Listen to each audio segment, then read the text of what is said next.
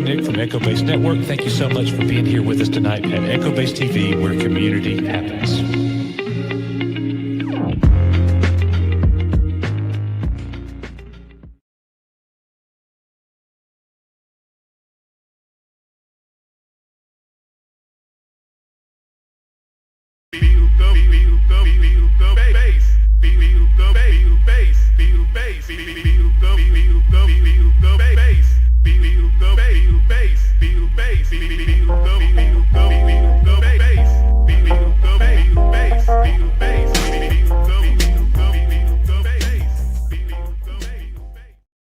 And welcome to EBN.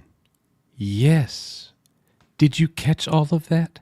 Have you noticed? Some of you have. Some of you have sent me some messages saying that you like the new logo and you like what we're doing. And we're doing all this for you guys. Brand new pre-show. Got everything updated. Got all new stuff on the channel. As we have rebranded to the channel formerly known as Echo Base Network, now we are EBN. We went the way of KFC. We went the way of HBO, if you will. We think that's fair to everybody. So we hope that you like that. Thank you so much for being here at your EBN Thursday night live show. We are grateful that you are here, and many of you are Echo Base Network OGs. We need to come up with a shirt, Rissman, that says Echo Base Network Original.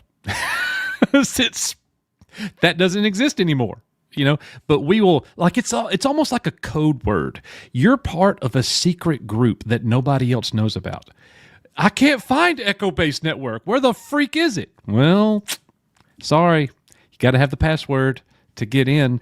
Hey, everybody. Thank you so much for being here. Let me see who all we've got here in the house. We got a great show in store for you tonight.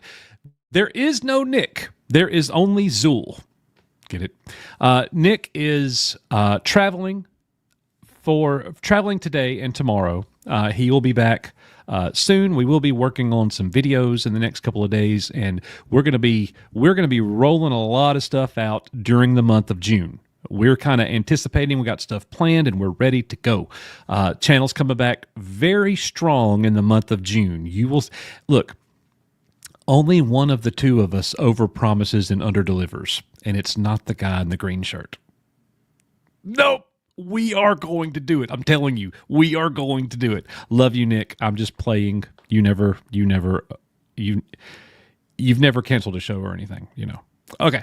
All right. Guys, thank you so much. Jedi Master Lawrence is here with us. Darth Scipio is here. Rogue Sarge, Venger, The White Snake, Debbie Young, Star Wars Mom is in the house. Matt Rissman, Legion of Maul, Dan Grissom, John Graber says woot woot, and then he started giving us all kinds of just mean comments because we didn't start at 7. Well, we weren't ready. We weren't ready at 7. If you could see everything I was doing, I know. You're the one with the really upper scale production. I know. Like your live stream, I know. We're just trying to get there, okay? I need a step stool, though. Maybe you could help me with that. Let's see. Green Lantern 345 is here. Leia Rose is also with us tonight. Tex Caliber, what is up? Hail EBN watching on TV. Heck yeah. What is up? TV. Me. Hey, does this look big on the TV? I'm asking for a friend. Let me know. Let's see. Knee pain, $2 extra. Extra Bacon Network. I like that a lot better than Electric Banjo Network. That was wrong. Knee pain with the assist there. Extra Bacon Network. I smell bacon. Wait, I almost sounded like Pee Wee Herman right then. Ah! All right. Did you like the thumbnail? I did. We'll be talking about that later tonight. Thank you, Knee Pain, my brother. Rogue Sarge with a big $20 super chat. Hello, everyone at EBN. Great to have you. Thank you for that big $20 super chat. And my boy Knee Pain with the $2 super chat. Thank you guys so much. Let's see. We also have, if I didn't say it, Legion of Maul, look what he noticed, guys. The new EBN logo.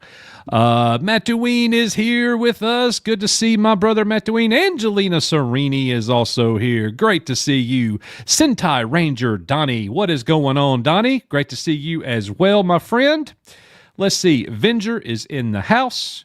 Donna Hergenrether is also joining us. Lovely Donna. Great to have you. The Melvor with a $5 super chat, and he sends an alien image. Is it the color of my shirt? Pretty dang close. Are you saying I look like that, Melvor? Surely you're not. You're the coolest of all the Game Chasers. Let's see. We also have people I've already called. Vincent Breeden. What is going on, Vincent? Good to see you. Ted's Nerd World. What is up? Swift -1 is here in the house. Good to see you, Swift. Graph Webb, the most consistent man on YouTube. $2 super chat. # cancel Disney Plus. Thank you, brother. Appreciate that very much. Iron Reaper 2000. No Nick, no peace. Zodlander. What is going on? Good to see you. All right. And I believe that has just about got us completely caught up. So, Gary North also here with us in the chat. Iron Reaper 2000, I think I already said that. T-Bone, what is up? Coach, where's Nick? Good evening. Happy Friday Eve. Nick is traveling, but I will be joined in just a moment by Risman himself. Risman himself. Yes, indeed, ladies and gentlemen. So thank you so much for the $2 Super Chat Knee Pain, the $20 Super Chat Rogue Sarge, the $5 Super Chat Melvor, and last but not least, the $2 Super Chat from Graph Webb. You guys did that, all of that right here at the top of the show. We appreciate it very much, and we're rolling out all of the new media that I've been working on. So enjoy this. This is for you guys.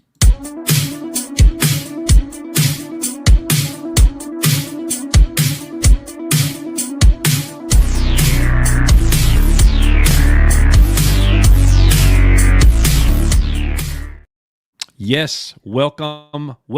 Hello, sir. How are you? I'm well. How are you doing? I'm doing well. So, look, guys, we got a huge show planned tonight. Risman he looked at the agenda that I put together for 2 seconds and said, "We ain't gonna get through all that." It is a very lofty agenda, and we're also going to have member pop-ins for the attendees of this past ICCC convention. If you went to the ICCC, I know I'm going to forget somebody, but Becky, Donna, Mattuine, Felix, Rogue Sarge, gosh, I feel like I'm forgetting like a full-bodied grown person. Graber. Did you say John I said a full-bodied grown person. Well, John Graber. Okay.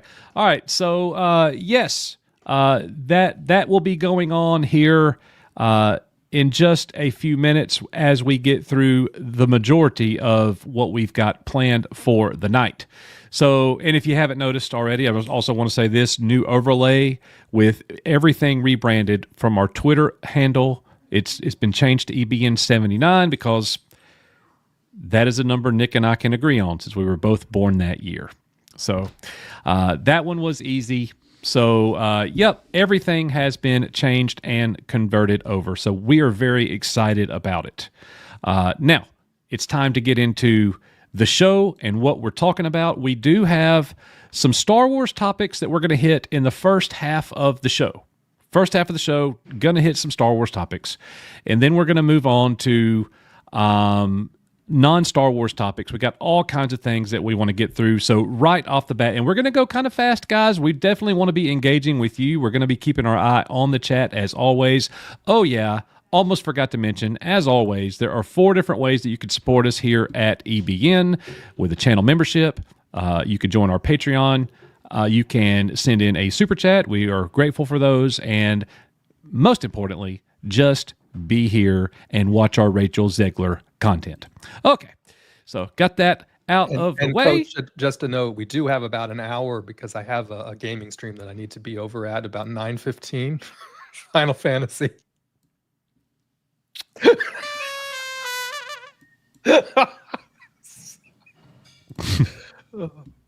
Any more comic relief you want to? Well, we'll see. Here.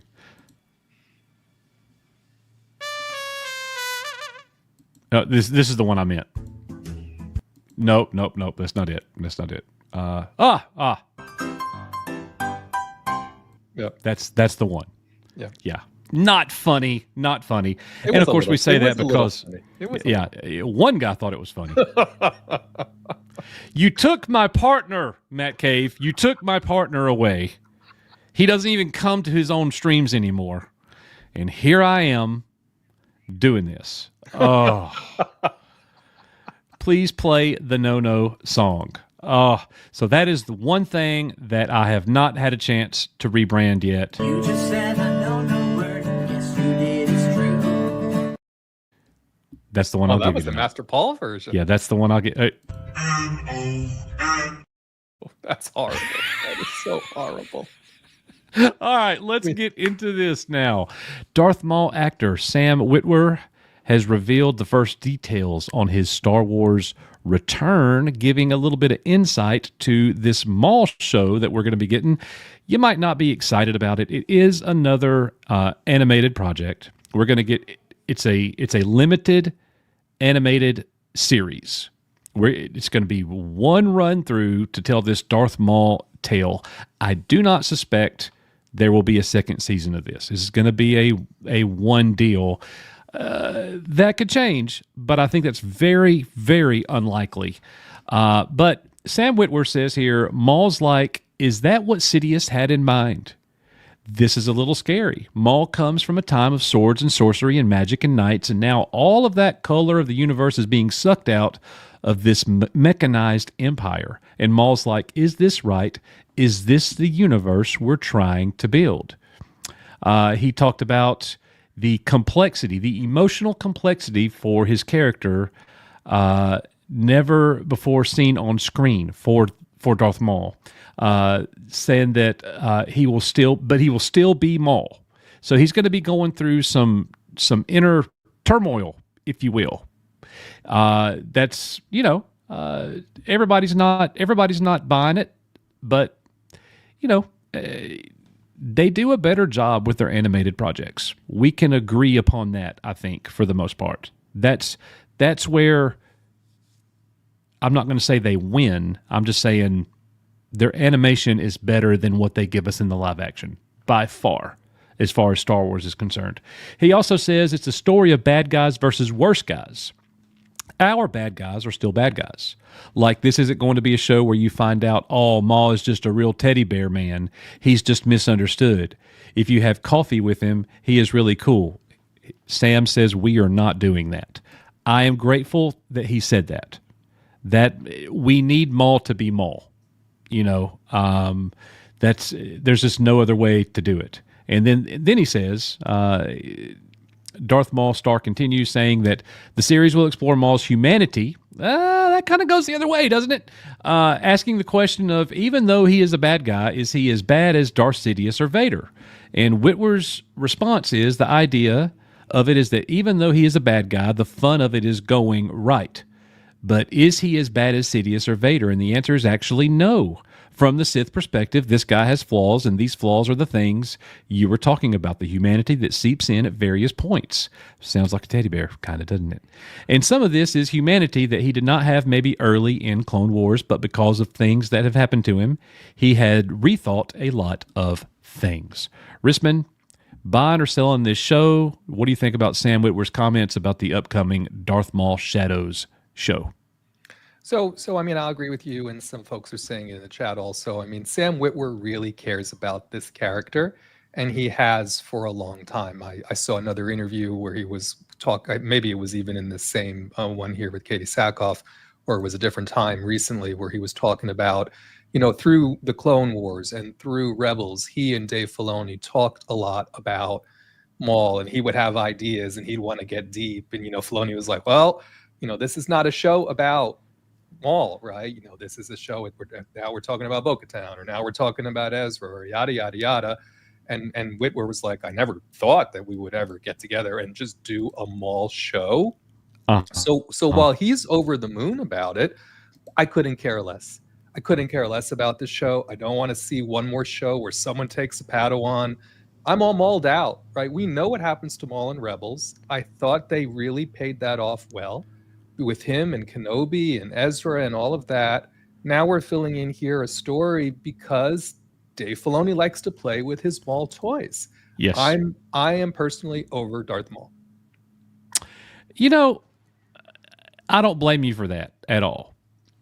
But he is,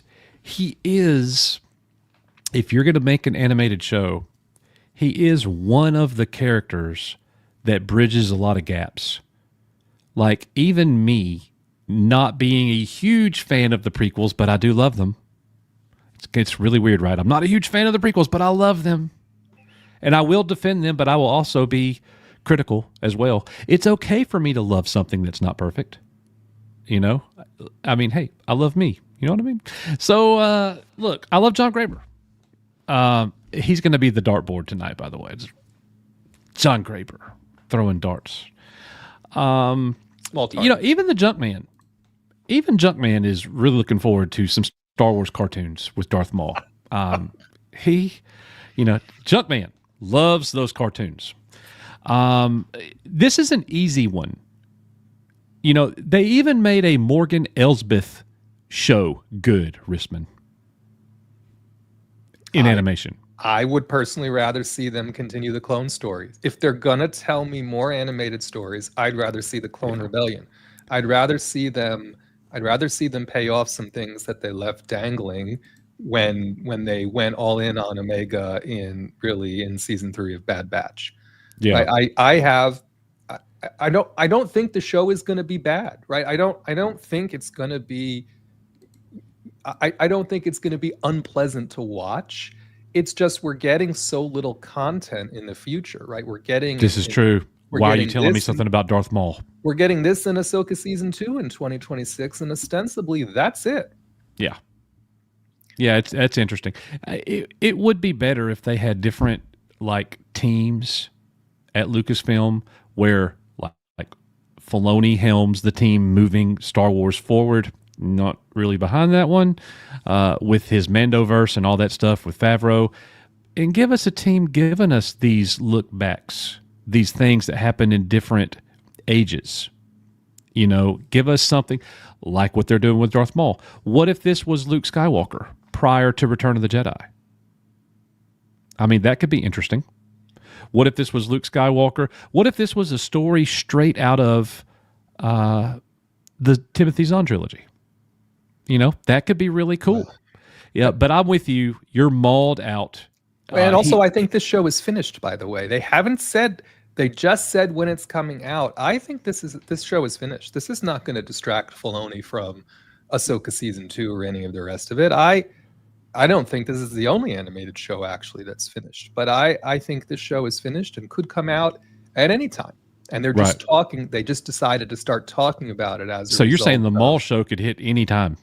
Yeah, but I tend to believe we'll get it early-ish 2026, and we'll get Ahsoka late-ish in 2026. I mean, I think that's what they're going to do. Here in September, we'll get the Rebuild Your Galaxy season 2. The Lego thing has a second season coming. And then in October, about a month later, we'll get Visions. That'll round out this year. But again, they haven't said what's coming when in 2026 other than the Mando and Grogu movie in May. Yeah. Right. So we don't have a lot to look forward to. Not that we were looking forward to a whole lot of it. Anyways, there's just not a lot of Star Wars coming, which, you know, who knows what that means. So Matt Cave says, I promise to return Nick to you. I just thought you needed a break. There's some truth to that. There's some truth to that. He does drive me insane at times, but I'm sure I do that to him as well. All right, guys, we're going to go ahead and move on to our next topic of the night. One thing that people, I think, will be happy to see. You know, Baylan Skoll's character, you know, they didn't shelf the character. They didn't end him. They didn't write him out because, you know, oh my gosh, what is his name? Ray Stevenson. Ray Stevenson passed away. So we get the of Game of Thrones fandom of greatness. Rory McCann, who played the Hound, he is now taking over. We all know that. Well, he was interviewed recently about that and had some good comments. I liked it. It brought in a little of his history with Game of Thrones. He says, I think talking about their decision to not write the character out. He says, I think it's the right decision to carry on his storyline, not just cut it off. He said of Balin Skull, we've done it before with other things. I hope the fans embrace it, and I'll do my best. I'm just starting now, so I'm just trying to be in the right zone for doing it. It's pretty bloody exciting. I mean, I remember being a kid with my dad going to the first one probably in the late 70s and 80s. Now I'm training with a lightsaber at night, so it's pretty exciting. And then he talked about how comparable it was to fighting, training with the swords in Game of Thrones. He says, Thrones has really helped with that. Same kind of moves, same blocking, doesn't have the same sexy sound, though. Oh my God, lightsabers are lighter. But having said that, the throne swords were stunt swords, and you've got to pretend that they're 3 times heavier than they are. But it's all pretend, really. It's all very exciting. One thing that I wish, and he could have done it, but I think it would have been really nice for him to say a kind word about Ray Stevenson. We don't know if he did or not, but I would like to see that. It's nice when a character when a character actor takes over after someone has passed away, that you honor that person that you replaced. I would like to see that. He has spoken on it. It just wasn't in this interview. Okay, good. Because he has been fast friends with Ray Stevenson for quite a while, and the quotation was, of course, I'm paraphrasing, was something like, he sees it as an awesome opportunity and one that he takes very seriously in carrying the legacy of what Ray had started with this character forward. Yeah, and so I think he's even more critical on himself again, just because they had a personal relationship, and also because he does know this character is central, I think, to the story that's being told in Ahsoka season 2.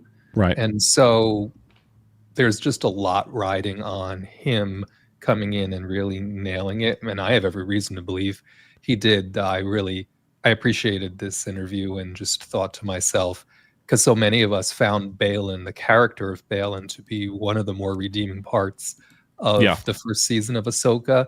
And so to see an actor like this to be able to continue, I think that's kind of special. So I hope it really works out. Yep. Well said there. Hello to Nick in chat. Great to see you. I guess we could put this image away now. Error 404. Nick not found. He's found. I give his attendance this evening, Coach, a 0 out of 10. 0 out of 10, Nick. It's what you get. On-screen attendance. You get a 0 out of 10 for your on-screen attendance, and just overall, everything. You get a 0. So I don't know on what, but you get a 0 for it. So by default, son. By default. Okay. Let's continue on here. I'm sure he's laughing in the chat somewhere. Oh, yeah, there he is. I'm off work. Just got back to my friends from a funeral.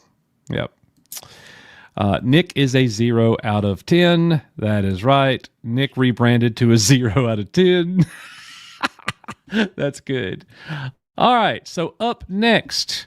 Oh my gosh. I know. Somehow Rian Johnson has returned, Coach. Still talking about it. Look, there's nothing here. If you missed this, Rian Johnson actually talked about Star Wars. And basically, I've been so busy, but boy, would I be happy if I was able to do another Star Wars movie. In a roundabout way, though, this is the first and only time we've ever gotten any confirmation that the trilogy he was to work on isn't being worked on. Because he basically asked him, and he's like, well, I got busy with Knives Out. And then he was like, if I ever had an opportunity to come back to do anything Star Wars, he said he would be very happy about it. Translated, he isn't doing anything. He isn't doing anything. And of course, in this article, he goes on to say he had a wonderful experience on, The Last Jedi and all this. And I'm thinking to myself, who is he talking to? Well, of course he had a wonderful experience because remember he said he wanted half the fan base to love it and half the fan base to hate it.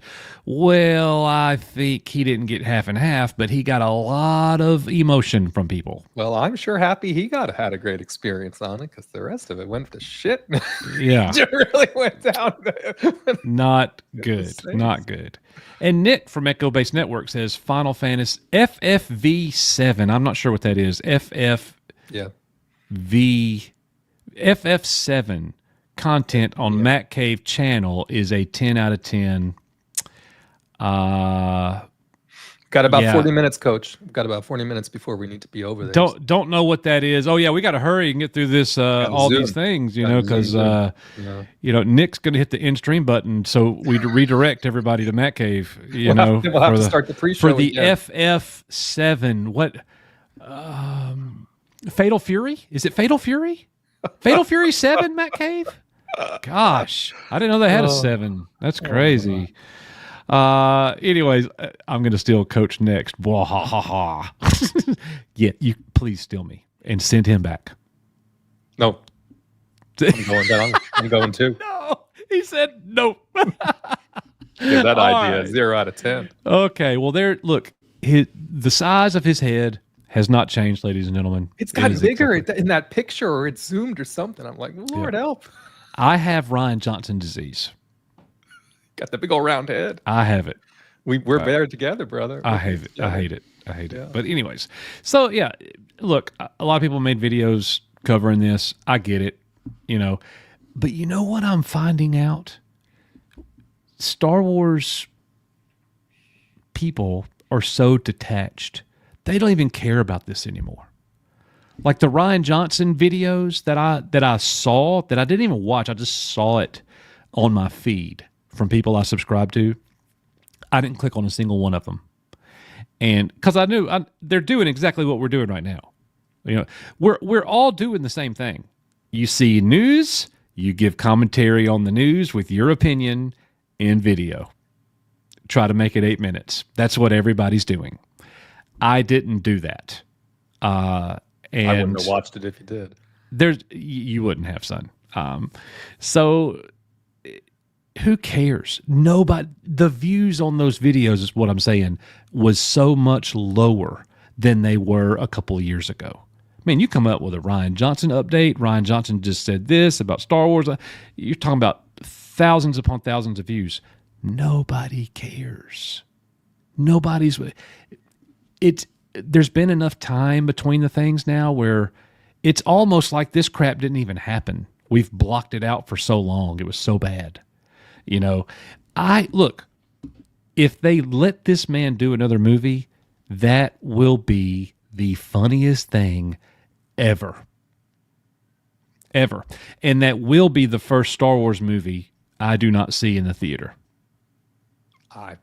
Because I've seen them all. It ain't going to happen, right? Especially with what they've told us is coming in 2026 and 2027. I know, right? That's no head. That's a space station. It's Rian Johnson. Because again, the earliest it would come out, 2029, 2030. Who gives up? Who cares at this point? You know what I mean? Rian Johnson. Yeah. Let him do Knives Out till the knives come home. I didn't even think the last one was that good, to tell you the truth. Whatever, man. Yep. Let's see. I think we were on 45 years for Empire Strikes Back, weren't we? 40, yes. 1980. Yep. Yeah. 45. Okay. So, look, that's that guy. Let's keep this thing moving. So, you'll be happy to know this. You talk about this one a little bit. Andor Season 2 is up, has many submissions, 23 different categories. So, that says something. A lot of people weren't as happy with the show as they thought they were going to be. Some people were saying it's the best TV that they've ever gotten. Some people, like Nick, gave it a 0 out of 10 and didn't even watch the last 3 episodes. I get it. I get all of it. Are you glad to see that this show at least has submitted, Grammy nominations or Emmy nominations? Sorry. And do you think it's going to win any? So I think they pretty much submitted it for just about every category. I don't know how many categories there are, but it seems like they submitted for just about every category that they could. I think it's great, right? I mean, if you look at what else has been submitted for Best Drama Series, for instance, you also have things in there like The White Lotus, The Pit, right? There's other things in there that we've watched, Severance, that I think are probably more of a shoe-in to win than Andor. I think this series has the best opportunity to win Best Supporting Actor or Actress, production design, costuming, right, scoring, the things that it traditionally does well from a supporting cast and staffing perspective. It so far Nielsen's put out their reports for it's so much delayed for the first and second weeks. It was in the Nielsen top 10 for both original and for what do they do? Original and for overall. Mm-hmm. So this series has charted, which I also don't find hard to believe. I don't know. I think they put so much of their heart and soul into this, and of course, let's not forget the money Disney put into it to buy the opportunity, basically, to get it into these categories. That it's nice to see it happen. I think it will win a few, right? Yeah. But I don't think it'll win the biggest ones. I'd love to see Genevieve win.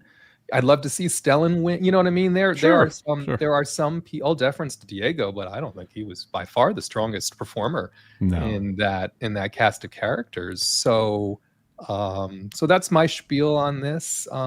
Good for them. And I want to say hello to my old friend, Canadian Spider-Man. What a great guy. When I see your name, it just brings back so many good memories. You and Cardinal Sin, and miss you guys so much. Definitely miss Gil. I'm still not over it. So when you said the OG shirt, I thought to myself, well, that'd be great if we only had a merch store. Hey, I guess I could do another one, but it's going to have like 3 shirts in it.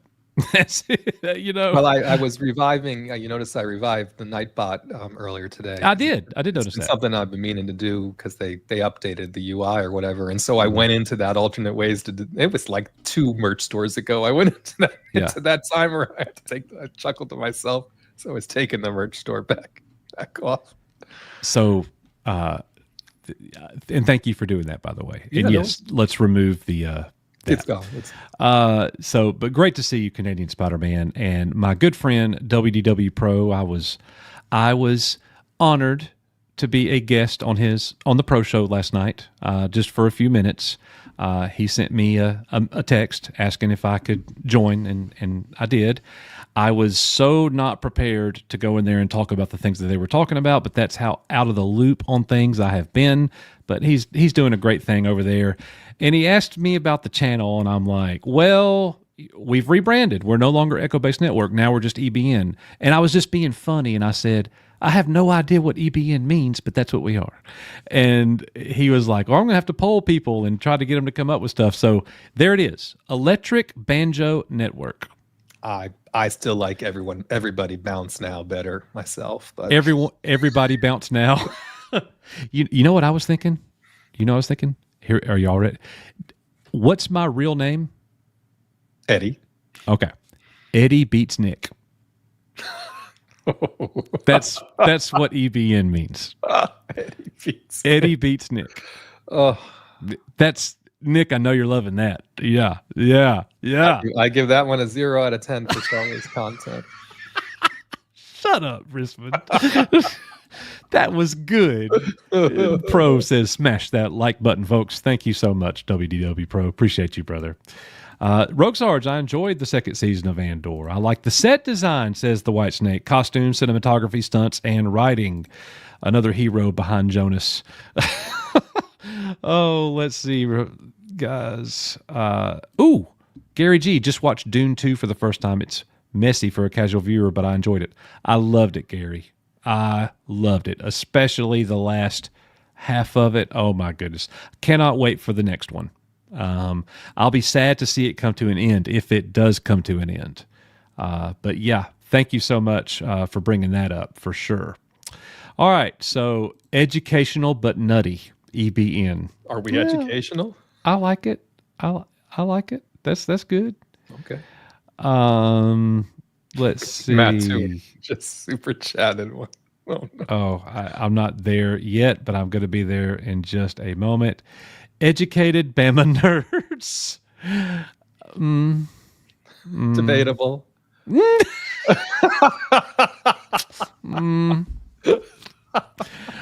Edumacation. Yes. Thank you, Mattuine, with the $2 super chat. You know what? I might as well do it because I've rolled out all this good new rebranded stuff. So, Mattuine, thank you, and everybody else who have sent in a super chat. Mattuine, Grafweb, the Melvor, Rogue Sarge, Knee Pain. Thank you for your support, and this video is for you.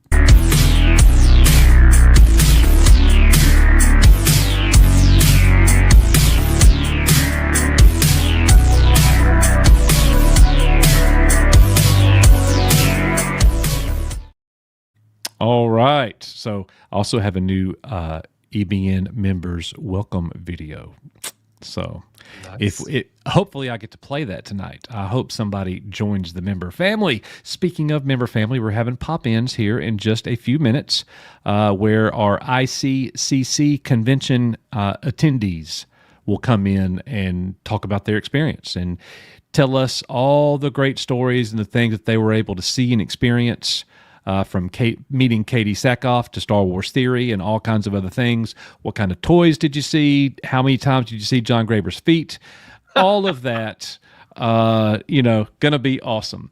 So up next, we've got a blank page trying to get me. Oh no, dude. So this interview right here, I think Jon Favreau's over it. Did you get that? Did you get that tone from his responses? He seemed a little over it in a lot of the recent stuff, which of course you don't see many of them at all. But we had that conversation, I think, when they came out a couple times in Celebration. But at that time, I got the impression that he sort of got pushed out there because at the last minute because they didn't want KK to do it.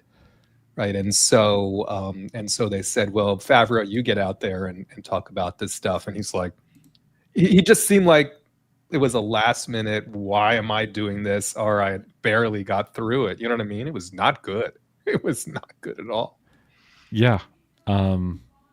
Agree. And you get that tone here. So Favreau in an interview with Collider, I'm just going to read a couple of these things. I have a ton of questions for you. So is The Mandalorian as a series done? Is it now moving into the feature realm permanently? They came out swinging. Are we getting a Mando season 4 or not? That's what they just asked. And he says, right now I'm focusing on the feature because we still have another year of the story. You discover so much as you edit a film and put it together with visual effects. Right now, we're really locked in on the big screen story that's coming. He is not budging on that. He's giving nothing. And he gave very little here. His answers were short, even to the point of saying, I'm not talking about that. So here we go. Let's see. You mentioned IMAX. Did you film with IMAX cameras? Yes, and he talked extensively about that, which we're going to bypass that. Let's see. The edit, which I'm sure you're in the heart of right now. Where are you? He says, we're deep into visual effects. And he's talked about the Mando and Grogu movie. You always discover things because there's so much animation involved in it that even when you lock on a movie like this, you want to leave opportunity to discover in the interplay with the visual effects artists, the animators. And we also bring actors back in. You liking that, Knee Pain? We have what we physically shot locked in, but there's a lot of flexibility about what happens with the choreography of space battles, digital characters, CG heavy set pieces. So we're really rolling up our sleeves right now and all that stuff. This is me asking you a question you probably can't answer yet. Do you envision this as a 2.5-hour movie? Do you envision it as a 2-hour movie? And he says, this is an adventure. You want to lean into the action and the aesthetic and the momentum of that. So to me, you want it to always feel lean and keep the story propulsive. That's my answer.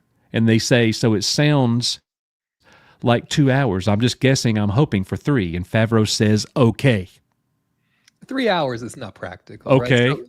So one of the biggest problems that we've just experienced with this Mission Impossible movie, right, which is approaching 3 hours, if 2 nothing hours else, and 48 minutes or something. Yeah. then you tack on the 20 minutes of previews or however your theater does it, and then you're up to 3 hours. It really limits the number of times they can show that thing on those screens per day.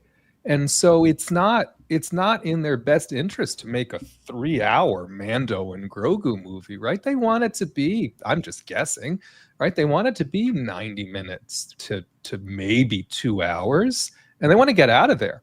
You know what I mean? They want that thing to run as many times a day as it can on as many screens as they can afford. I don't want no 3-hour Mando movie. Give me a break. Yeah.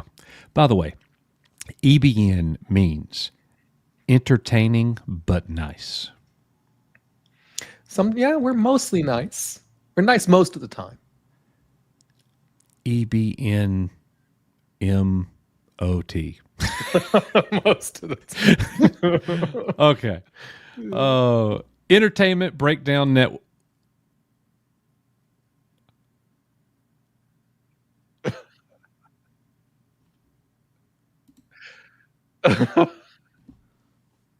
Make it so. Entertainment Breakdown Network. Marks 47. Entertainment Buzz Network. EBN is reaching. What? All right. Entertainment. I'm going to send that to Nick. Entertainment Breakdown Network. Just post it on Matt Cave's stream here in a little while. He'll get it. Yeah, he'll be there. Matt Cave, will you please? Matt Cave, bring it up to Nick when he's on. Matt Cave, ask Nick if he approves Entertainment Breakdown Network. Get his thoughts. I think it's great. I think it's good. Everything but normal. Epic Broadcast Network. These are so good. Donna Hagen-Rather says, Eddie below Nick. Ooh. I vote for not that one. Donna. We haven't even gotten to the Pee Wee Herman documentary yet. I know, right? Oh my gosh, Donna. Family Channel. Shame on you. Okay. No, Mark's 47, that was... No. Sundowners. Oh, I have not looked at the text yet. I know you got one. I want to see what toy that was. I'm going to... Epic. Oh, my goodness. Okay, moving on. All right, Jon Favreau, ladies and gentlemen. Jon Favreau. Let's see here. One of the things about the TV show is, what could you do with the movie that you could never have done on the TV show? And he says the big difference is the amount of construction you can do. The process is so long compared to the television that you can plan, look at, discuss, use multiple stages. I mean, yeah, that's not really an exciting answer there at all. I would have loved to have seen things on a movie screen, and he says they hold up really well, which is a real testament to ILM.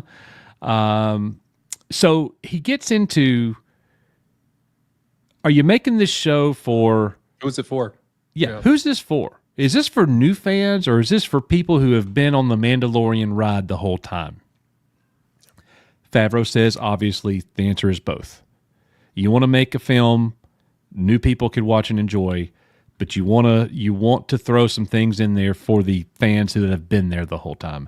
So that's what we're going to get with a lot of the that's a name I've not heard in a long time. Of course I know him. He's me. Eddie is the actor playing coach, someone else said. The actor playing coach. That is so funny. Yeah. That is so funny. I love that. Eddie is the actor playing coach. Oh my goodness. That's epic. So yeah, what did you think about his answer there? What's he going to say? right? I mean, this is basically what you would consider to be a bottle episode of the show, right? We Yeah. talked about this before. All indications are this is basically like them taking 2 episodes of a Mandalorian season. Call it Mandalorian season 4 if you want to, right? But that it's an idea that they had for a story. It may actually be a Filoni idea for a story, go figure.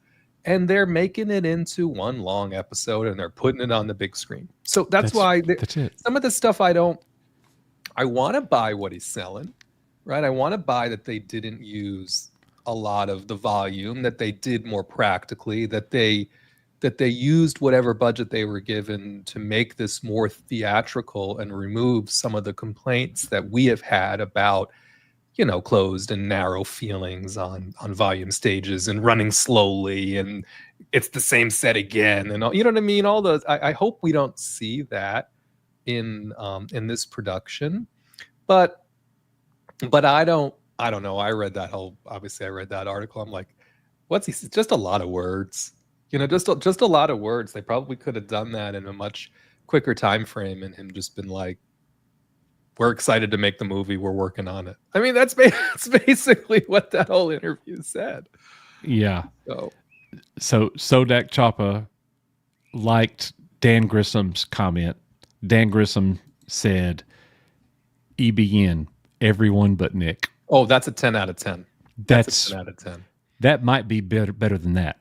Yeah. Everyone but Nick. Mm-hmm. We are literally about to have that in just a few minutes.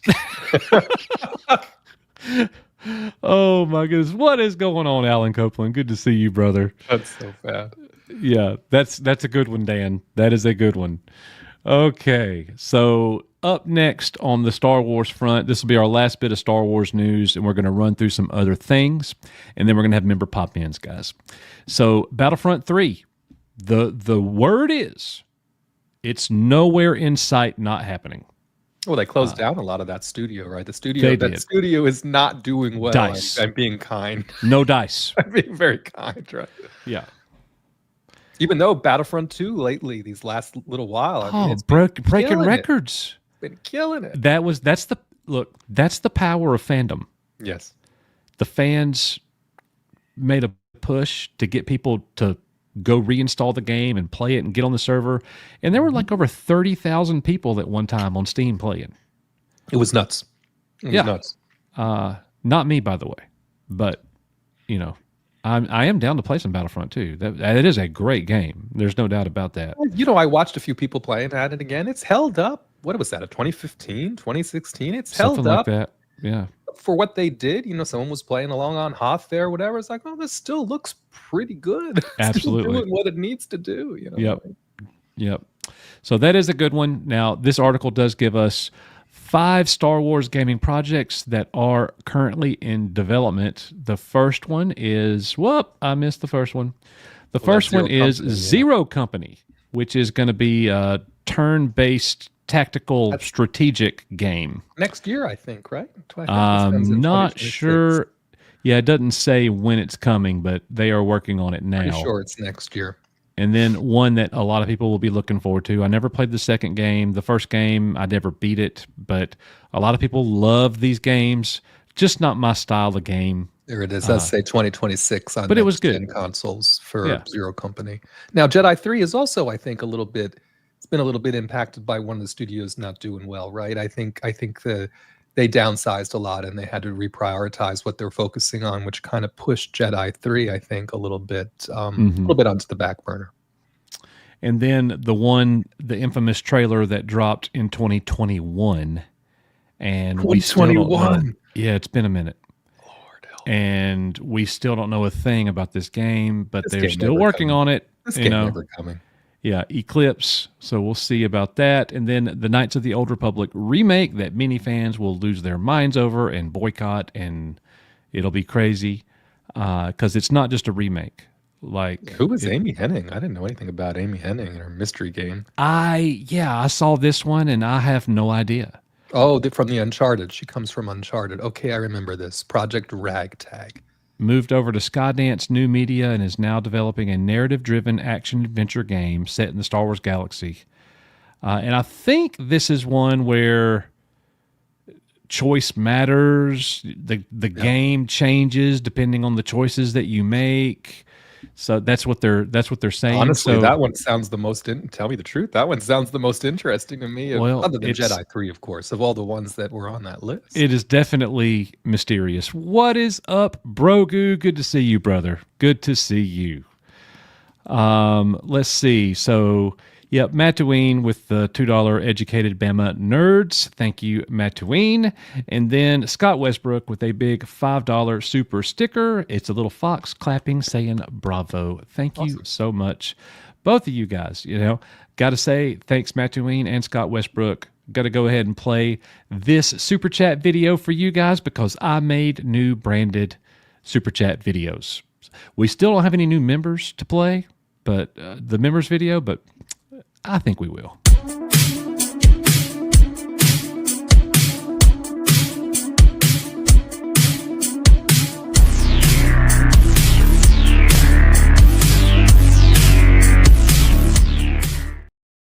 All right. We're a small but mighty group tonight, Coach. So Small appreciate but everybody being mighty. here.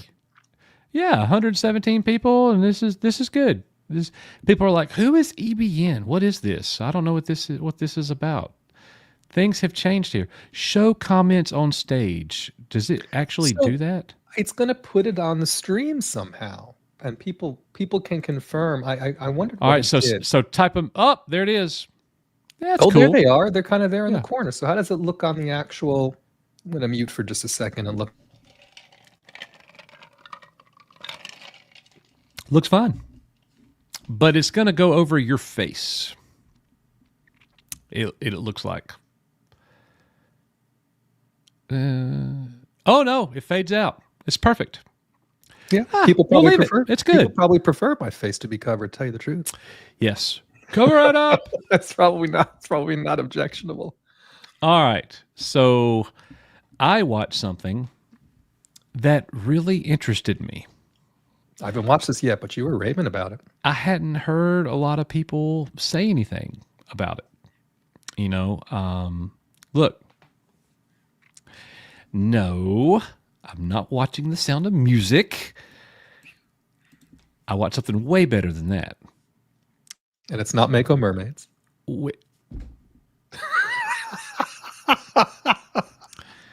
That's never going to die. No, it isn't. Mako Mermaids forever. We need a shirt in our non-existent Put it in merch the store. Put it Yeah. in the merch store. So I grew up as a kid in the 80s, like many of you. And, dude, Pee Wee Herman is the GOAT. I mean, like, as a kid, I loved Pee Wee. Like, I watched Pee Wee's Playhouse. Pee Wee's Big Adventure was awesome. I even liked Big Top Pee Wee. I liked it. To be fair, I've not watched it in several years.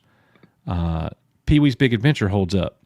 The Pee Wee's Big Holiday that came out in 2016 on Netflix, I thought was exceptionally well done.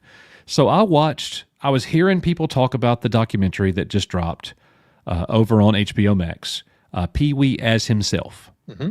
It's a 2-episode documentary.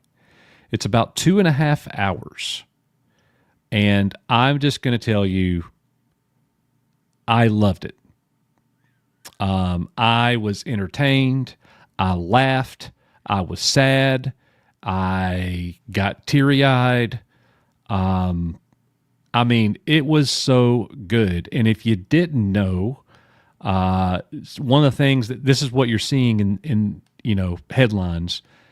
Paul Rubens, the man who plays Pee Wee Herman, was dying of lung cancer during the entire 6-month shoot, and he never even told the director or anybody associated with the project.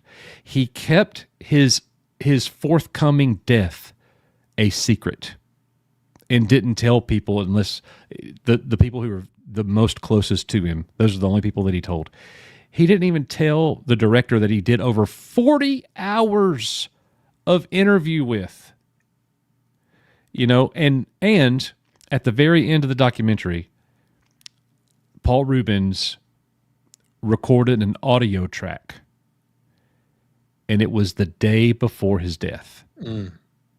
and it was sad, man. It was sad, but in a way, I felt happy for him because he was being able to say the things that he wanted to say. You know, yeah, he messed up at the adult movie theater. I'm not giving him a pass on that, but he was branded a pedo, and he never was. He vehemently was opposed to anything like that. You know, and good on him. You know, whatever. I imagine he wouldn't want. He didn't disclose it. I'm just guessing, right? Because he wouldn't want the whole documentary to be clouded by the fact that his passing was imminent, right? And Yes. I don't know if that. I think that probably just makes it even more special, obviously. But yeah, I mean, putting aside that scandal for what it was, from our childhood, and I know there's some people in the chat are like, Pee Wee Herman doesn't resonate, right? Because we're a little bit removed, right?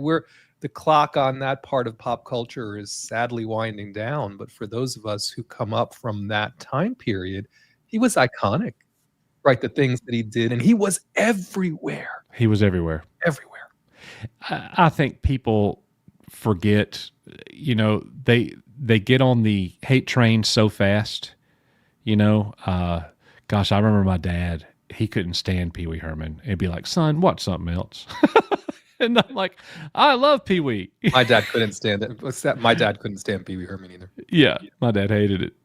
But look, man, he was an artistic genius, bringing a character to life. Look, I remember, this is one of the coolest things. Did you ever, like, before you knew his name was Paul Rubens, he didn't let you know. No, I didn't know he was Paul Rubens. I thought he was really Pee Wee Herman. Like, that's really him. It wasn't until much later in life that I even knew they were the same person. Yeah. And he did that on purpose. He made Paul Rubens, the actor, disappear. And he was going on talk shows as Pee Wee. I just thought the whole thing was awesome. So I went back yesterday after having watched the documentary, and I watched Pee Wee's Big Adventure. Loved every second of it. Like, I hadn't watched it in years, and I loved every second of it. And I got for myself Pee Wee's Playhouse seasons 1 through 5. Oh, wow. I'll be curious to see how those hold up, Coach. Yeah. That will be harder. That will be harder. Over the top goofiness right there.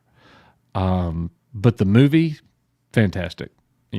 So I've got to. Yeah, I first saw Pee Wee in a Cheech and Chong movie.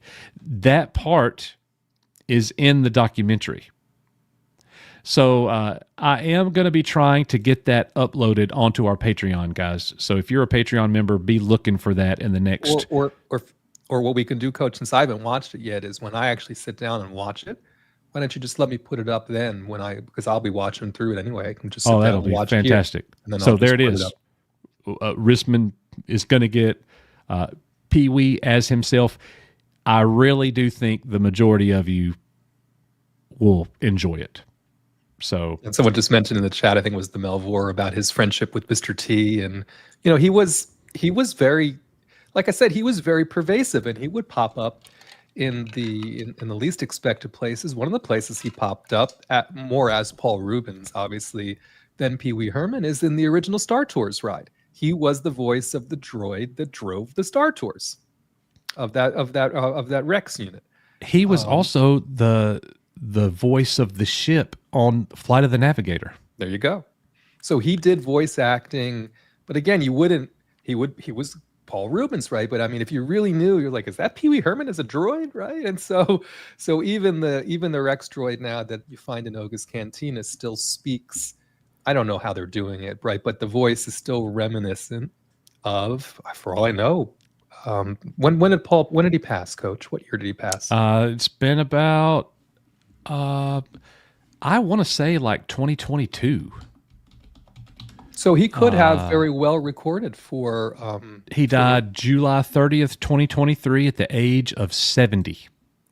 So then that could very well be his voice in the droid then that we still have in Ogus. I'd have to look that up. But yeah, he has a little bit of Star Wars history there. He looked every bit 50, 55 to me. And he was 70 years old. Yeah. And man, I mean, he looked fantastic. He had cancer and he looked fantastic. Now, one thing I didn't realize was that, and this is kind of funny, when they did the 2016 Pee-wee's Big Holiday, they CGI'd his face. Oh, interesting. Because so de-aged it or whatever. They had to. Yeah. Pee-wee was like, look at me. I look nothing like I did. You know, Pee-wee's supposed to be about youth, you know, and look at me. So they spent a fortune on CGI and making him look younger. Then it would have been very expensive, right? Yeah, for sure. But anyways, we will be getting the series up. I actually, my girls were laying in bed this morning, and I put on Tequila by the Champs and started doing the Pee Wee Herman dance, and they just started laughing. They were like, "You're an idiot! Get out of here!" And I was like, "Ah!" But as soon as you say Tequila or whatever, my first thought is always him doing that. Stupid. Yes. So stupid. But it was so quintessentially Paul Rubens as Pee-wee. I mean, that just summed it up. Yeah, he's so funny, dude. In that movie, Francis said, well, why don't you make me? And he said, I don't make monkeys, I train them. Like, this is so good, dude. Like, look, I've gone off enough about all that. He was the voice of Locke in Nightmare Before Christmas. He was good in the Johnny Depp movie Blow. Great movie, by the way. Fantastic movie. That's a harsh movie, but yes.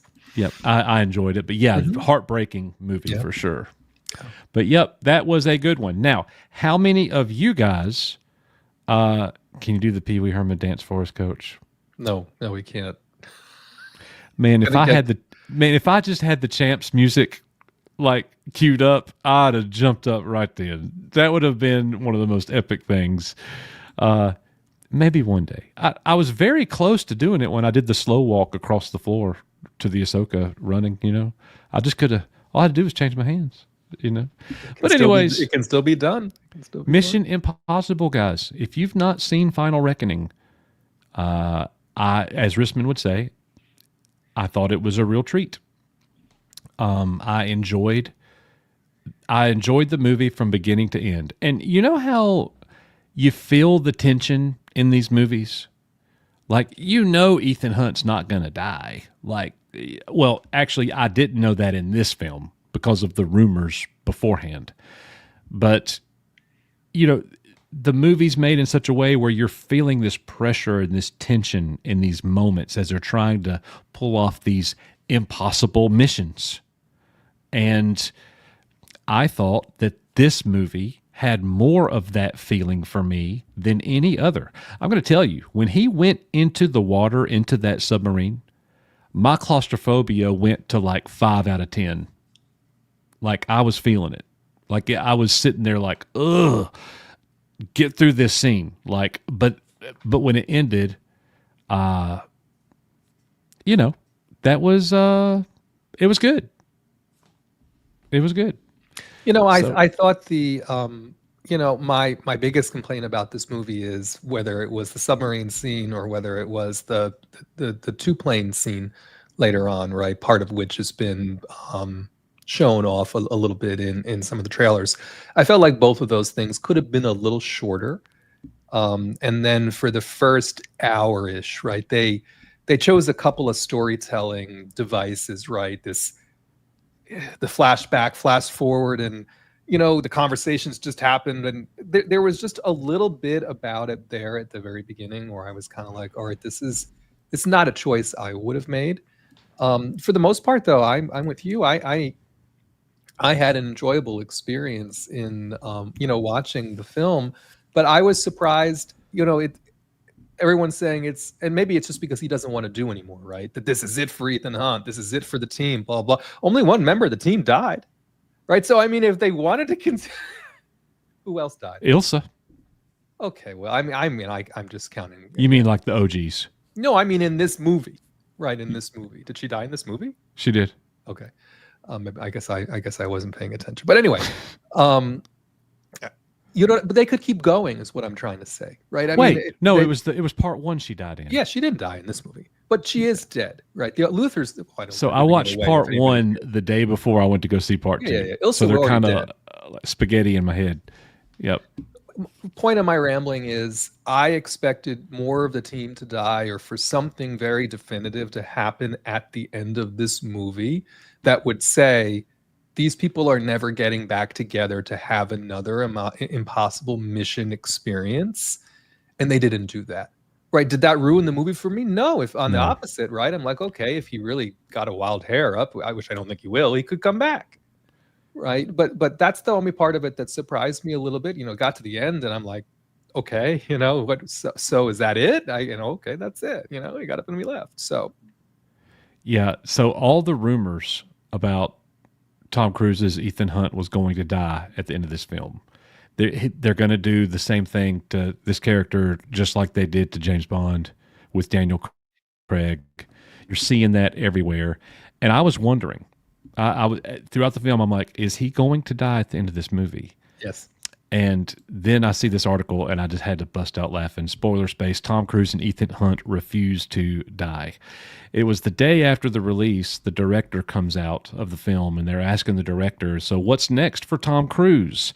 And he's like, well, I don't know. He's 62 years old and the door's open.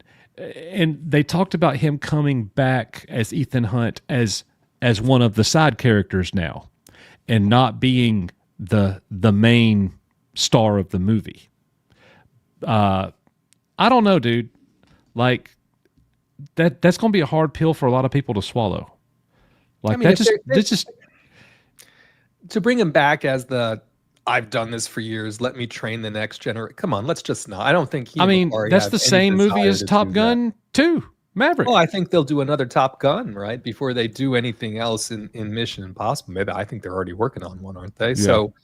So, or maybe one of the funnier things that I've seen them banting about lately is they want to make a Les Grossman film of all things. I'm like, can we bring in Les Grossman in this day and age? I mean, Les Grossman was certainly not a very politically correct character. If you remember him in Tropic Thunder, but him and McQuarrie are saying they want to do a I was sure do it. I think that would be hilarious. Okay. Well, if you have not seen Mission Impossible, definitely go and check out the final one. Now, little update here. The early reviews for Karate Kid Legends is not going very well. No, it isn't. Now, everybody's not saying that the movie's bad. There are some people saying that they enjoyed the movie. But the critics are apparently unhappy on the whole with the film. So not really anything to say about that, just kind of a little update. I noticed this article over on Collider. It's got a 55% critic score. Marks one of the lowest scores of a Karate Kid film, but not the worst.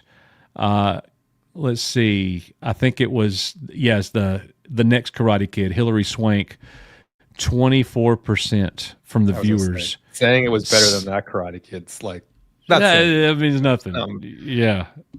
Some of our folks have seen it now. Some of the people that I would follow and see out of the theater or whatever, and it seems to be a very meh-worthy. It seems to be a very meh-worthy installment, and I think now I understand even more so why Ralph Macchio was interested in delaying this release until after Cobra Kai was done.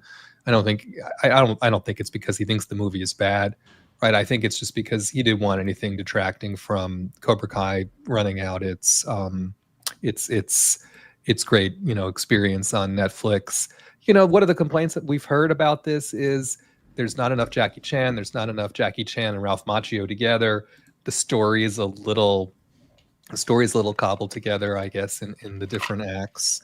It won't stop me from seeing it in the theater.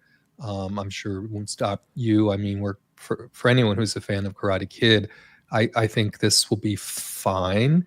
If you're going to put Ralph Macchio and Jackie Chan together, probably for the last time ever, I didn't want it to be fine, right? I wanted it to be kick-ass, right? I wanted it to be great. And Yeah. by all observations, even if I think it's good, which everyone knows that means nothing, right? I don't think this is a great movie. Right. Well, stay tuned on all things Karate Kid Legends. Now, I did get a gift in the mail the other day from Debbie Young. She sent me the popcorn bucket. It's a trap box with a little button, and it opens up at the top. And, you know, basically you could hide stuff in there. Like, it is freaking awesome. Nice. So, Debbie, thank you so much. You are the best. Really appreciate that. I had to make my girls not be able to have it. They were like, I want it. No, this is mine. So anyways, thank you for that. Now, rumor mill, I don't know how you guys feel about this. Maybe this needs to happen. Chris Hemsworth. We're 5 minutes late for that Matt Cave gaming raid. Yeah. Chris Hemsworth hinting that he may be done with Thor in the very near future. In fact, the rumor is they may be killing Thor off in Marvel. Does this need to happen? Like, I do want you to see his message. He sent this, playing Thor has been one of the greatest honors of my life for the last 15 years. I've held the hammers as the God of Thunder, and what made it truly special was sharing it with all of you. Your passion, your cheers, and your love for this character have meant everything to me. Thank you for making my journey through the Marvel Cinematic Universe unforgettable. Next up, Doomsday. And he's done this kind of thing before. It seems like a thanks, guys, like a curtain call almost, like this is it. But it may not be. Maybe some people are jumping the gun here and trying to read between the lines a little too much. But, Rissman, I got to say, as much as I like Chris Hemsworth's Thor in the MCU, I mean, the Avengers aren't going to reassemble. I mean... Well, and after that last movie, do we care about Thor? I hate that. I hate to say that. I know. But, and also, I think, not coincidentally, he mentioned 15 years. I think the 15-year anniversary of the first Thor movie ever came out in May, yada, yada, yada. And yes, you're right. There are people who are speculating that because he mentioned Doomsday and that he's been there and he's seen the script and blah, blah, blah, whatever, that maybe he gets killed off early or whatnot. But you're right. I mean, I think the biggest, well, there's a lot of problems with Doomsday in my humble opinion, but one of the biggest problems that I've heard other people talk about that I have to agree with is we don't even know who the Avengers are right now. We know who the quote unquote new Avengers are just because they had to do that nonsense in Thunderbolts, right? By now bringing up this sort of antagonistic relationship between that ragtag bunch of people and the real quote unquote real Avengers, ostensibly being led by Sam Wilson. But we don't know anything about any of it, right? And so you're right. Thor is around. Doctor Strange is still around in some form or another. Shang-Chi is still around. I mean, it's not like there aren't people around. It's, God bless, Captain Marvel is around, right? There's just these people we haven't really seen lately. Would they come back together as Avengers? That movie for me is very problematic in a number of ways. I'm sort of glad they delayed it because I don't think they figured it out yet. Yeah. Nick is in Matt Cave's chat right now. Nice. That's where he belongs. Hey, Nick, if you're here, let us know. Let us know if you're here, Nick. Roll call for Nick, EBN. All right, chat. So if Nick is not here, if he doesn't answer the bell here, then EBN really does mean Eddie beats Nick. You'll never do that. I want to know if you're here. So we got a couple more. Last word on Thor, Coach, before it flies out of my head again. Okay. Loki is also still around. And also on the Marvel channel today, they put up a Thor and Loki thing together.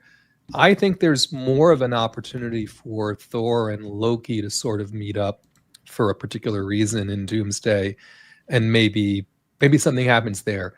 right, to discontinue that or whatever. I think they'll pay that off somehow. But Loki is also still with us in a particular format too. Of course, if you didn't watch the Loki series, you wouldn't have any idea what that is. But as the god of stories, but it's just weird, right? It's weird for them to be doing this whole new Avengers movie, and we have no idea what's going on. Yep. Grogu is Nick still doing the treadmill on this? Unfortunately, yes. Dan Grissom, he passed out running in place. Okay, so I have posted the link for pop-ins for our members who are going to come in and talk about their ICCC experience. Can't wait to hear about that. ICCC is a convention in Nashville, Tennessee. It is a Star Wars and collectibles entertainment, not just Star Wars, but there's a lot of toys there. There's a lot of celebrities there. It's a great time. I have been to every one of them but two since they started 8 years ago. I've been to every one of them but two. Went to the very first ICCC before it was even in Nashville. So we're going to be bringing them in, and as they're coming in, we're going to run through these 4 topics super fast. First one I want to mention, Penguin Season 2 is not definitely happening. The director says Colin is on board, but we have to have a story that moves the overall story arc further. We don't have that right now. That's something that we're working on. I don't know if we're going to get there. We are working on it, though. So, there's definitely some doubt moving forward. I thought that the show was excellent. It was billed as a limited release show. So that's where we are with Penguin Season 2. Let's not call it Penguin Season 2 yet. So it might not be happening. We'll see. Next up, there's an update to Henry Cavill's Voltron film. Last week we talked about how the Voltron movie was looking like it may be a straight-to-streaming services release. Not going to hit the silver screen at all. So the director of the film spoke about that, and he gave this message. Our live-action Voltron movie wrapped. Our live-action film is officially wrapped production, and we're thrilled with how it all went. I've been with this franchise for years and can proudly say that this will be the Voltron experience our fans have been dreaming of. There's been some chatter out there about the plans for the film's launch, and we'd like to assure you when the official plans are set for the film, you will be the first to hear it right here. Stay with us. I promise it'll be worth the wait. Bob and the Voltron team. So there's an update on the update, and there's really no update at all. What he just did in that message was legitimize the fact that it might be going straight to streaming services. That's all he did right there. Mm-hmm. I hope it doesn't. I would love to go see Voltron on the big screen. Don't know if that's going to happen. That will be kind of cheap. Voltron is a huge freaking combiner robot. It should be seen on a huge freaking screen. Like we talked about, I agree with you, but like we talked about the last time, they've already made commitments to secure screens and to do, you know what I mean? They've already sort of done their dog and pony. Here's what we're putting out. Here's how many screens we need. Theater owners get excited about it. And this was not mentioned. Now, does that mean it could just come out in 2027? Sure. I mean, it doesn't mean it has to come out next year. But I think that's why the best for me would be it doesn't come out next year. They put it at CinemaCon the following year, and we still get it on the big screen, and just let it come out in 2027. I think that would be best. Yeah, I'm with you. All right, and then last thing that we want to hit on, James Gunn debunks Superman's reported runtime.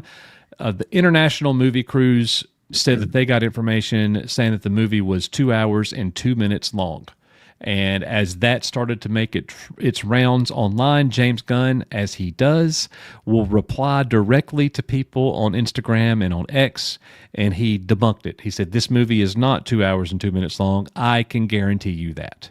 And he never lies when he replies to somebody online. It's so he's probably telling the truth. Otherwise, there's no reason to say it at all. But what's more alarming, and a lot of people have talked about this, that the early test screenings were not so good. And that's why they trimmed out 25 minutes to make it 2 hours. 2 hours and 2 minutes. So the movie that they're saying was too funny. The gaffes, goofy, James Gunn, exactly. All right, trying to make Guardians of the Galaxy with Superman kind of deal. So they're eliminating a lot of the funny business and making a more serious film. We'll see how that goes. That's really the last update that I've got there with everything. So with that being said, we're going to go ahead and bring in our pop-ins. Ladies and gentlemen, let's talk about some good times at the ICCC.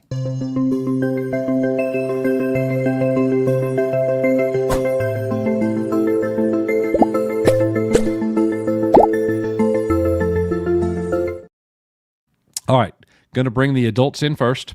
Rogue Sarge, Mattuine, Donna, and then we'll bring in everybody else. John Graber. Oh my. Now, I was about to say, Felix should be here. Becky should be here. There's Becky. Becky's with us. Hello, Becky. Nice. Hi, Becky. Becky. All right. So, first of all, let me say this. I wish I could have gone. It did not work out for me. Whatever. I hate that Nick changed his plans the day before. Yeah. But if you guys remember, when the very first time he said he was going, Risman, do you remember what I did? I do. I busted out laughing. You did. Because I did not believe it. I did. So it's, kind of like, hey, we got an EBN cast tomorrow. Maybe. That's what makes Nick Nick, though. Yo, you're right. Well, we got to give his attendance a 0 out of 10, Coach. 0 out of 10. That's why Mattuine made his meme.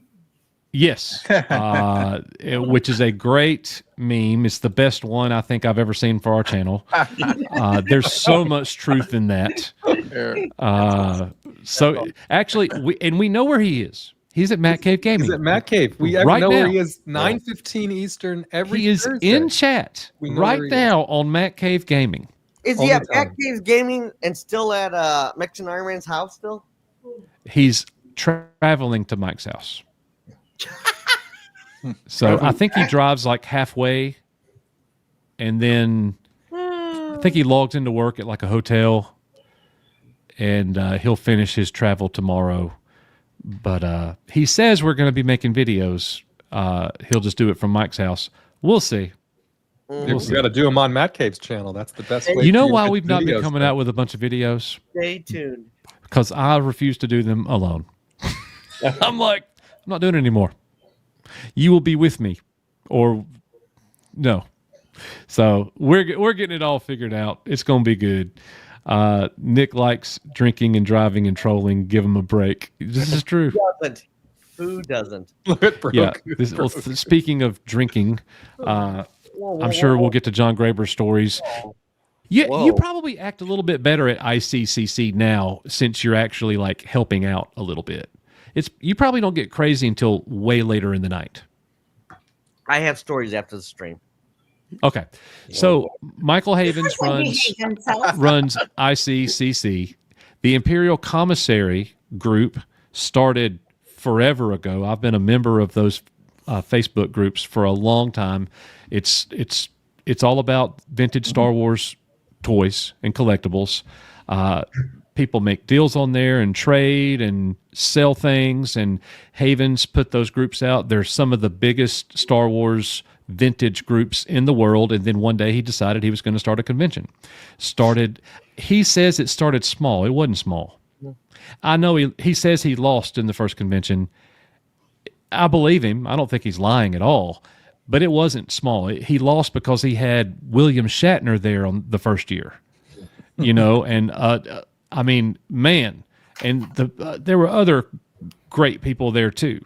Like the man that played Odo was there. Gosh, I can't even remember everybody. Renee, Yeah, that's it. That's it. Yep. But and Nick and I went to a couple other ICCCs, but we had our very first channel meetup at an ICCC. We've had 2 official meetups there.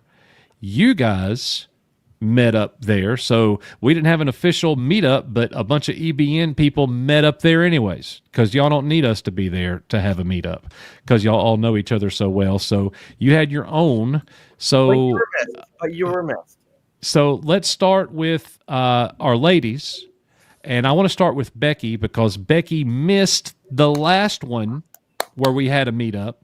She was able to go to this one. We are so grateful that she did. And Becky, was it everything that you had hoped for? Oh, yes. Oh, yes. Yeah, it was, I had been looking forward to it for a year and a half. And, I had a wonderful time. And I usually do have a wonderful time. But it was great seeing my friends from the EBN family and just hanging out and learned to play sabacc and took a lightsaber lesson from Felix, and we did some one of the neat things.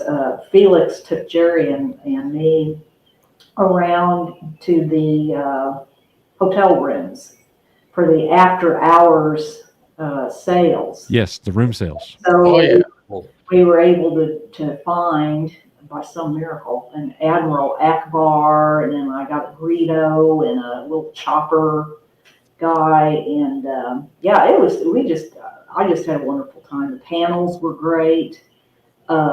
Met some celebrities.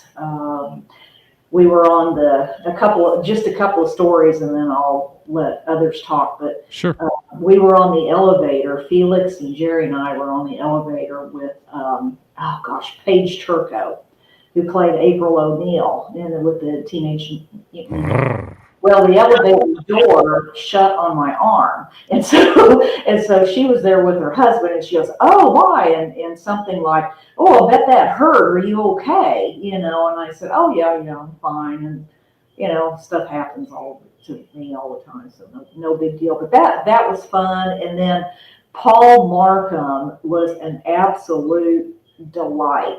He was wandering around the lobby during dinner, and I believe it was Saturday night. But anyway, he was wandering around, and he looked like he was looking for someone. And finally, when he passed Jerry and me the third time, I waved him down, and he came over and he goes, "I'm looking for Jim Swearingen." And I said, "Oh, well, he's right over there with his back to us. He's been sitting there for 20 minutes or so." He goes, "Oh, I see." And he was, British and stuff. So he goes over and sits with them. But I mean, one thing that is absolutely unique about the ICCC is that it's just got such a homey feel to it. It's not like you're being rushed. Oh, let's get your photo taken with so-and-so. You've got 30 seconds to speak to him. Oh, let's run you through, the autographs and blah, blah, blah. And, it's not, without the corporate involvement, people have an opportunity to really, how do I want to put it? They have an opportunity to bond, You really have an opportunity to share information, get to know each other a little bit. It's just a much more, Paige Turco said this herself, that it was a real chill, environment. She was very pleased to be there. All of the guests were happy to be there. Yeah. And so, but yeah, you can't beat it. You can't beat it. Well, that's fantastic. And I know everybody was very glad to see you and Jerry back. Yes, and I wanted to thank everybody for signing the Jabba the Hutt playset box. I've got it. It's somewhere here. I'm redoing this bedroom. We got the primer on today, and then we're going to set it up as the shrine, and so it will be in my case. once we get that done, hopefully this weekend. So Miss Becky, that was a Echo-based initiative. Coach signed it, Nick signed it, all of us signed it. Valiant signed it, Jonas signed it, the Force of Light. Force of Light girls signed it. Oh, that was sweet. Uncle Pete, The, Good Morning Guard signed it. the Force of Light girls, they're Force of Light Amazons. They'd beat me and you to death, John. But, yeah. But that Miss Becky, that was the Echo Base tribute to you. I appreciate it very much. And anybody that wants to see me open the box, I've got it posted on my Facebook page. I made an album. I saw that. Yep. So you also have to say, and Becky, we don't leave. We want you to stay on the panel. But are you going to plan on going to the next one? I hope the answer is yes. Oh, yes, definitely. Definitely. I will not stop going unless I'm dead. Yeah. Not that I wish that right now or anything. Well, On my blood test, thank goodness, I had a blood test this week, and it shows that I'm still in remission. There is no indication of any cancer cells in my body at this Great. time. Well, Right. look, we all love you, and you are very dear to us. So we're very glad. I just want to put this in there, Miss Becky. The only thing that kind of devalues your job is I think Risman signed it last year too. So I did Yeah, sign. he did. I am Did sorry about that. Did DA? I believe, yeah. Yep, I DA. believe- Yes, I saw the days Did on. anybody sign their name in crayon? Just John. No. You killed my joke. You killed my Oh, joke. okay. Yeah, I don't think so. No, it looked like it Oh, I guess John forgot to sign it then. Okay. Hey, hey, Becky, tell them that you got that Almiro back for free. That figure was free. Yes, the Yeah. Admiral Akbar. Yeah. We went to one of the rooms, the hotel. The. How does it feel going into a man's room in the middle of the night looking at toys? One guy had beer. Yeah. Of Yeah. beer. I got free beer. Giving them out for free, Yeah. And I thought, You wow, are that's kidding. something neat. They were giving beers out? Yes, Yeah. they were giving beer and food. Beers. Bobby, I wouldn't have left that room. I'd have been stuck there. Yeah, no kidding. And a lot of the We went to bed early. very nicely. Early Know, flight. All Yeah, kinds of stuff. They even had like little, like those little, what do you call them, Game Boy cartridges. All kinds of neat stuff. But yeah, we were on searching for the Admiral Akbar, and every room we went to, nope, Super don't good. have one. Nope, don't have one. Nope, don't have one. And we got to one room. This guy says, "I had one." He said, "I just sold it on Facebook," and I went, "Oh," like that. Yeah. And this lady came over. I think that was the same room. And this lady came over. She goes, "Look," she says, "we have a loose one." She goes, "Just take this one for free." Nice. Yeah. So I got this little Admiral Akbar. He's here too somewhere. But anyway, and she gave it to me for free. I had a fella that gave me a custom T-shirt for free. People are just so kind and friendly and generous. Yeah. You're not going to see that at these Right. bigger corporate things. They're not going to walk up and say, "Hey, nice to meet you. Why don't you, take this?" And you're not going to see that. It's just a completely different attitude. Yep. Tennessee's a pretty good place. Oh yeah, it was a joy. Football team needs some work. I had a though. ball. I had an absolute ball. Yeah. Well, and I imagine since this time it was at an embassy suites, it was a little less weird going into the rooms, right? Because I assume the rooms were at least the bedroom was kind of, you know what I mean? Like Yeah. in the other hotel, you walked in, and I mean, Yeah, stuff was I all over think the there bed, were- offices. There had to have been at least 10 floors. I think we went to Yeah. It was 10 floors, and It's just a big square, Yeah. inner square, so you can see all the way across and say, "Oh, there's the room right there." Yeah. Go over there. And they'll have the doors open or have their ICCC flags or, Yeah. so you know who. That was a Slave that was a labor smart cut shit. out. That was a That was smart. fun. That was a lot of fun. So your Admiral Akbar story reminds me of the last time we went when Tim Rose was there. Nick bought a loose vintage Admiral Akbar, forgot to get Tim Rose to sign it, and asked me to put it in my Under Armour backpack that I was wearing. I just put that backpack on to go to Dollywood this past weekend for the first time since, and Admiral Akbar was still in there. And because Nick is at Matt Cave Gaming, Admiral Akbar is now in my case. So thank you, Nick. All right, Donna, I think a 6 on your hat was left off, but go ahead. Whoa. Yeah, she had Damn. This hat is signed by Star Wars Theory himself. It's one of his hats. It was given to me for free. I went up and introduced myself, and we just got chit-chatting, and because he absolutely loves veterans, he gave me for being a veteran. Isn't that sweet? That is awesome. Cool. So that was cool. He's super nice, really quiet. Really low, He quiet. I was impressed. He was a very, very good dude. He's very sweet. I'm impressed. He was a very good dude.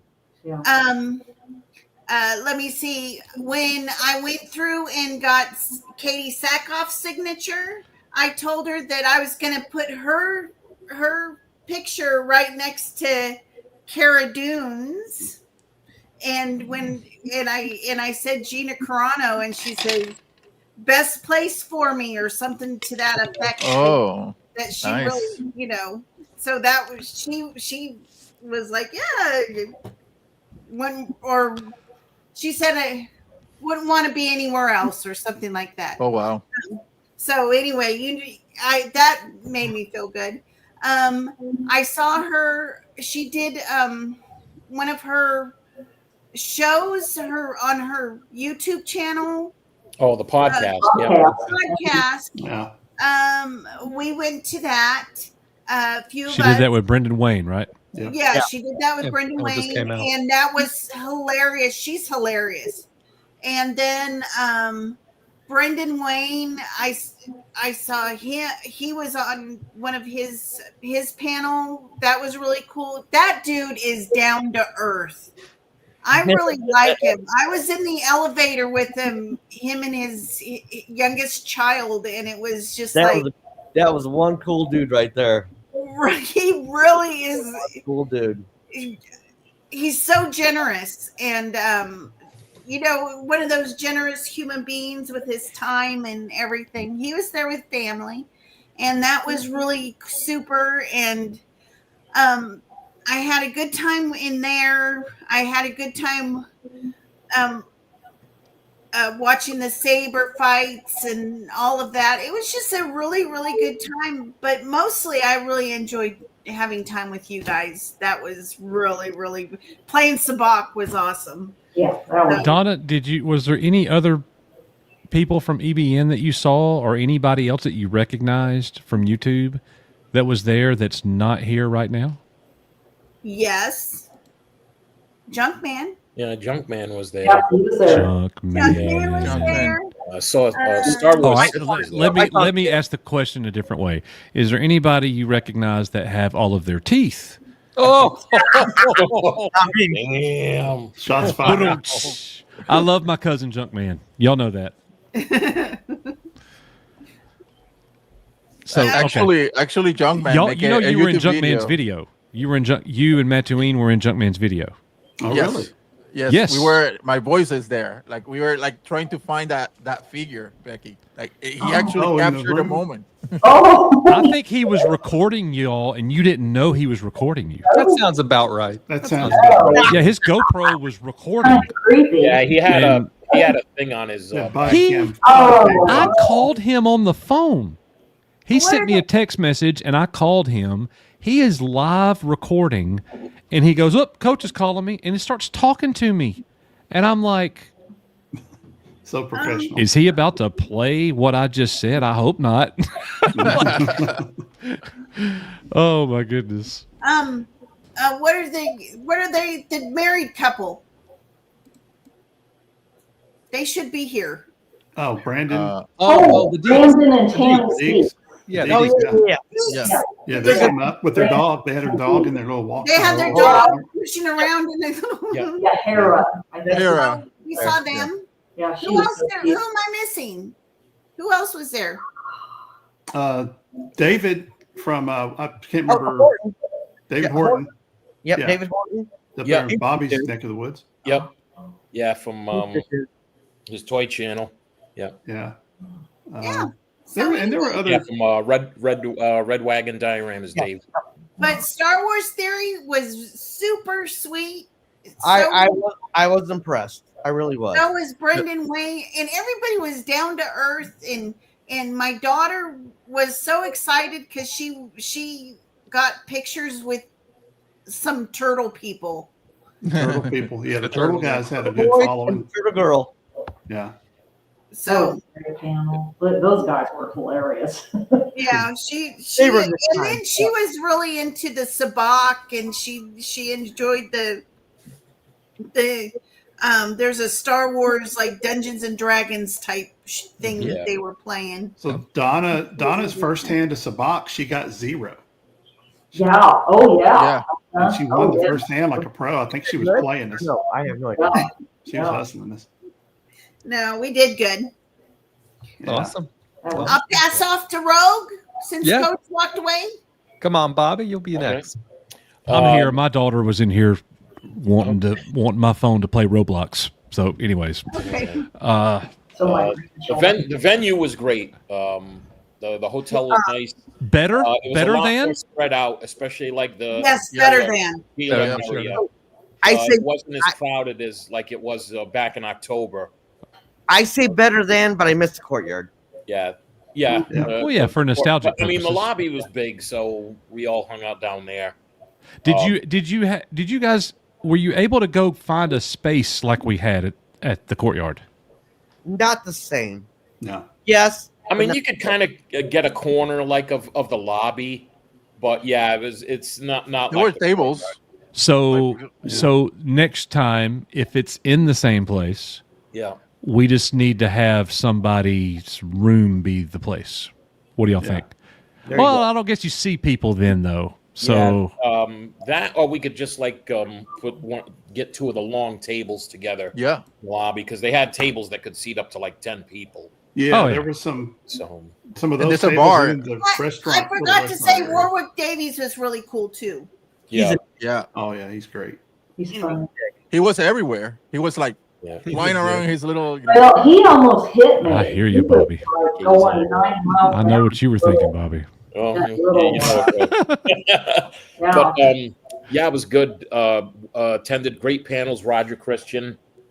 He was Oh, cool yeah. too. Yeah, That- his was very informative. Oh, yeah. Of course, Katie Sackhoff's panel. Brendan Wayne's was great. Caught Paige Turco in the podcast room. You could almost literally catch her when she was walking. Yeah, John walking can tell all you over about the that. place. Oh, I have stories. And She had several Bahama Mamas. yeah, she Oh, was. that is- Wait a minute. So I've got competition, Oh, huh? you got some competition. Yeah, Well, I only had 27 that She day. had some regulated. yep.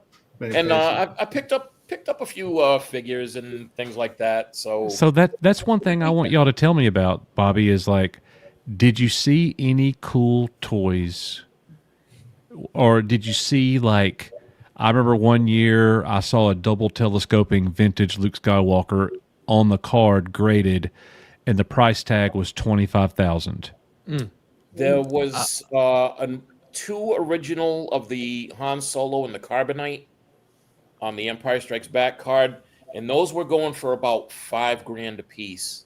Oh, wow. Yeah. I mean, and they were in fantastic condition. Looked like they just came off the peg. Right. There was one guy selling a lot of Masters of the Universe, Wow. Awesome. all carded. A lot of Transformers. Oh, Yeah. Oh, Yeah, don't yeah. say that. There was a room. There Say was a that. room full of Transformers. Yeah. yeah, I I wanted a room sales coach. A lot of I'm going to Matt Transformers. Kincaid. Yeah. Yep. He went to my kid.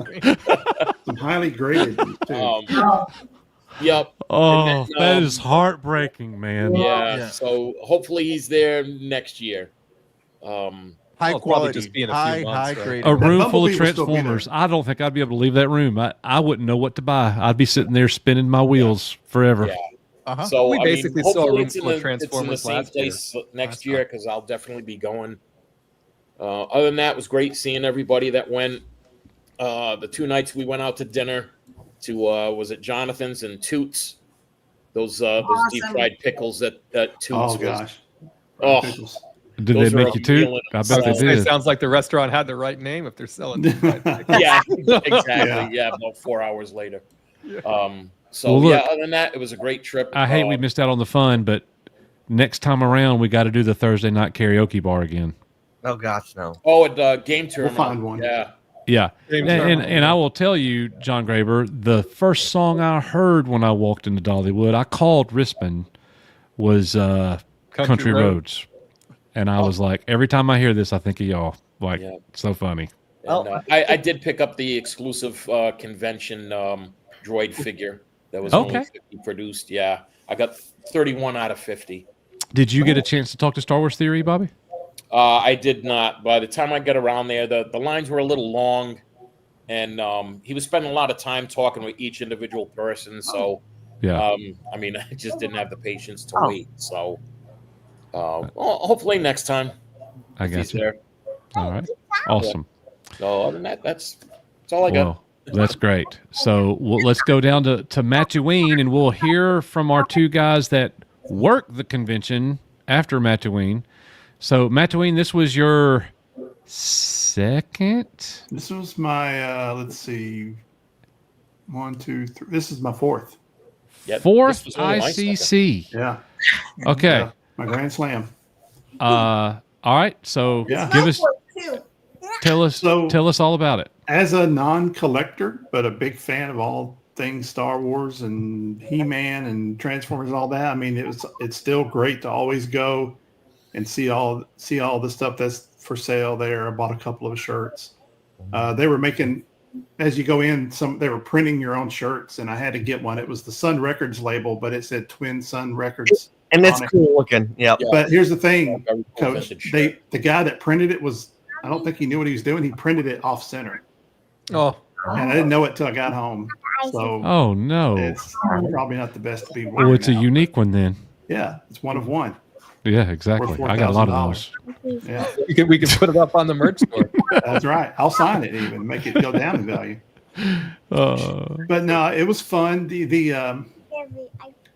I've been waiting to see hear the Katie Sackhoff show podcast with Brendan Wayne, and I listened to it last night. It's not the same interview we heard in the show. No, the one she just posted is they're actually like at home. Yeah, they did that either before or after. That was the show. before. I think they said that was before. Yeah. So, but here's what I don't like about it. If you were there in person, I know Donna was, Becky, I think you were too. The one thing I loved, I mean, first of all, Brendan Wayne is a stand-up guy. Yes, I sir. really respect him, and learning more about what he went through in the first 2 seasons of The Mandalorian, and what they hinted at. They go a little bit into the podcast you can listen to, but in our show, they hinted even more. Bobby and everybody can support it.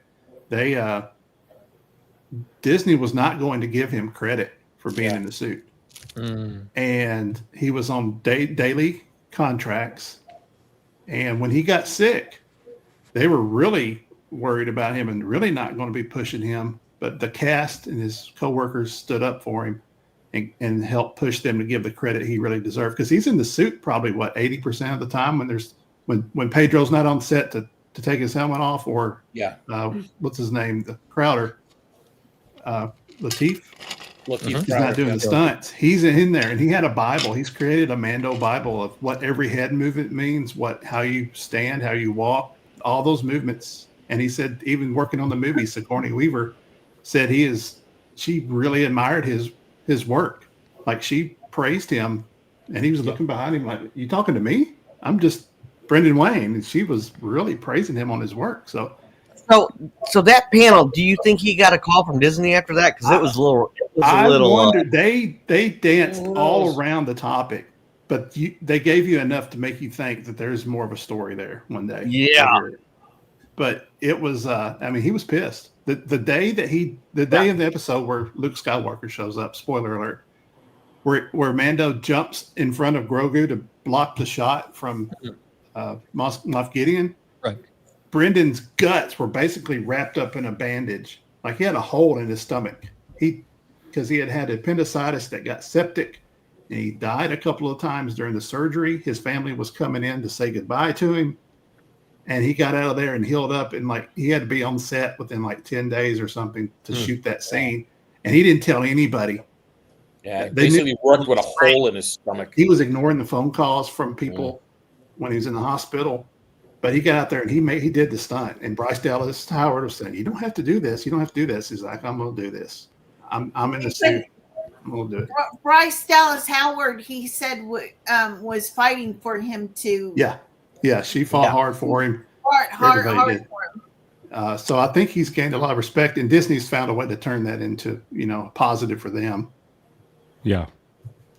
So like I love that. I loved all the panels. We have Roger Christian. We heard that he's going to be doing a Darth Vader saber variant with Star Wars Theory. Kind of leaked that out. That's going to be out in a few months. So that's all fun. And then, of course, hanging out with the Graber clan, going to the room sales. That was an adventure. You went to the room sales with Graber? Yes. Yeah. I guarantee you, John Graber could talk people down on prices. He did. Guarantee Tell us the deal that. you got, John. Actually, Zach no, got it for you. because they had two big wing TIE fighters, and they wanted $100 a piece for them. I'm like, I felt no pain at that point. And Zach's like, no. He goes, what was it, $85 or whatever. I'm like, all right, so like $120. He goes, no, $85 for two of them. I'm like, there you go. Yeah, Wow. Dang. Some kind of that's sign. quite the discount. Sign as big as John. Yep. So I followed Zach around. Zach was my hero all that night. That is awesome. Yeah, Megan found a glory hole and all kinds of stuff. What? Wait, it's a family show. Look at A wonderful hole. She found a wonderful hole. It's after 9:00 officially. I guess it is. Here, I wasn't ready. It's just at 10 on the East Coast, so there you we're grown up time. Boom, Well, canceled. yeah, really. Oh my goodness. Fun So- times I as think always. because I volunteered during the day for the whole thing, but the room sales at night, that's so much fun. Just so much fun. Yeah, that was Well, that's all. Look, I think that's going to be typically the best stuff there because those are the people who typically did not pay to have a booth. That's Yeah. right. So they got a few people did set up in the lobby that like weren't even there during the day.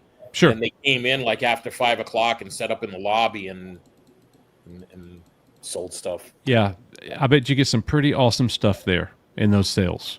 Yeah. Yeah, there was some interesting pieces. So, and while you guys are talking, like, what's the most favorite thing that you got leaving there? Donna, I'm guessing it was your hat. And Becky, I'm guessing it was the Akbar. well, and my Jabba the Hutt. Yeah. Oh, Gotcha. Yeah. So, Bobby, something from Katie Sackhoff, I'm guessing? I actually didn't get her autograph. I did not. But that exclusive droid figure that I got is really nice. Yeah. There you go. I rarely get like exclusives, so I was like, screw it. Right. Mataween? I did go get a photo with Katie oh, nice. after her. I went to her panel the next day and watched that, and then she went right next door. I got a photo with her, and I got another shirt that's it's sort of done in the style of Che Guevara, but it's Cassian Andor, and it says And Rebel there you are Luciano. with Brendan Wayne. Oh yeah, I got one Yeah. with him too. Forgot about Okay. that. Yeah. Awesome. Coach, you'll love this. During his show with Katie, he talked about growing up, learning how to respect women he's raised by his mother, who's John Wayne's daughter. Good He's story. really tough, but he had a lot of brothers, and they talked about how defensive they were of his sisters, You know, if anybody messed with a girl or you never put your hands on a woman. And I went and told him, I was like, I've got 2 nieces that are teenage years now, and my brother and I are right eye to eye with you on that. You know, we talked about that for a little bit. Really That's respected awesome. that. Oh, Yeah. the Rena Owen panel was really Rena Owen, yes. Oh, yes. She's had a very interesting career. She is. She's a lovely woman. Now, who is that? She played Torn Wee. She was the voice of Oh, Torn yeah, yeah, Wee. yeah. Okay. Yeah. Yeah. Yep. Mhm. Absolute sweetheart. Absolute sweetheart. Yeah. Yeah. She's just very lovely. All right. Oh, and Very I good. did score a Cara Dune figure for cheap. So Oh, yeah. Yep. Well, let's go down to the combat master himself, Master Star Wars Theology, Felix Quiros. Felix, your takeaways from this icon, comparing it to the past, new place. You're doing lightsaber training for the first time in an air-conditioned building, I believe. Yeah. That was probably a big That was nice. positive. Yeah. This time I like the venue. I think the venue, in my opinion, is better. I think I missed the courtyard, but the other stuff that is there is I think he went a level up this time. You know, we go because you have 10 floors, and it's a little bit. I would say the luxury is the same, but it's just the space. It's just more spacey. You have a bar. I don't know if it felt better doing the lightsaber training. There it was a lot better because obviously I have air conditioning. Yeah. I had in this time I got a lot of arts. I was able to buy a Ewok art, and then I got Warwick Davis to sign it. And the art that I got is one of the badges that were for this convention. You know, they did different arts. I think they had the Sebulba, they have different ones, but I got the Ewok. I also talked to Roger Christian. That was great because talking to the guy who actually invented the lightsaber design and listening to his stories, how everything came out of the blue. You know, he getting the pieces of the different cameras and putting all this stuff and saying, "Hey, yeah, we should call this a lightsaber." You know, like and wow, that changed the whole movie history. You know, that was the best piece of and how he got started. Weapon, you know how he was basically broke and going to get tea for everybody. Yeah. At Pinewood. Really nice guy. And the thing is, like, he is very good friends of Star Wars Theory. Mm-hmm. And then Star Wars Theory is gonna be able to produce the unreleased design of the Darth Vader lightsaber, the concept that he has, he always had it in his mind, but never actually became something real. So he's gonna actually make it. That was pretty interesting. Obviously, going through the sales and seeing all these people. I also saw. I don't know if you guys know this YouTuber, but there's a Star Wars Sith. Yeah, Star Wars Sith was there. I met him last year in the ICC, and then I again met him in the MegaCon, and now again in the ICC. So he's around. He says that he has gone to different conventions, celebration, and he loves his number one convention is the ICC. Yeah. Because of how the nature of how everything is kind of like basically it's a sleepover for grown-ups with money. Yeah. Yeah. Yes. Yeah. That's a good way to put it. Yeah. It's and, money for that weekend, but then I go home with none. yeah. And the floor itself was great. I don't know. I was able to get to Star Wars Theory line, but I just did it on Friday. I found out if you do it on Friday, that it's less busy than Saturday. You get a better chance to get a shorter line. And I was able. How was your conversation with him? Great. He's down to that. I hope that somebody in Lucasfilm at some point in the future decide to get him in the team, because he has so many ideas. He's down to earth. He loves the franchise. He loves Star Wars, especially the prequels. I was really impressed with him. One little story: when I went with my daughter to go to dinner to Longhorn, we're eating, there, and suddenly my daughter saying, "Look who's behind you," and he had a whole table of people, including Roger Christian, and he has a whole entourage of the guys who help him with his business. It was pretty cool to see him right there in Longhorn. You know what I mean? Like, it was out of all the places. He's eating food just like you. Yes, yes, yeah. He likes steak. So he likes his steak and sweet potatoes. So yeah, Coach and Matt, you need to go next year. Oh, and you yeah, need to totally. go. Oh, we'll be there. Yeah, Oh, you need to go because I hope it's in the same place because the venue was great. And I think we can find a place around because there's long tables and we can play sabak, we can do whatever, have stories, and go through the sales because it will be really good. I'm for saving you. my You money get a right lot now. you're gonna get a lot of Transformers. Yes, there was also another story. One of the guys that work on the hotel, I think he's one of the one of the managers or the manager below the manager. He had a whole room of very expensive toys. I'm talking about I'm talking about toys that start in like 500 and up. I'm talking about Lord of the Rings, Star Wars. Wait, Lord of the Rings from the 70s?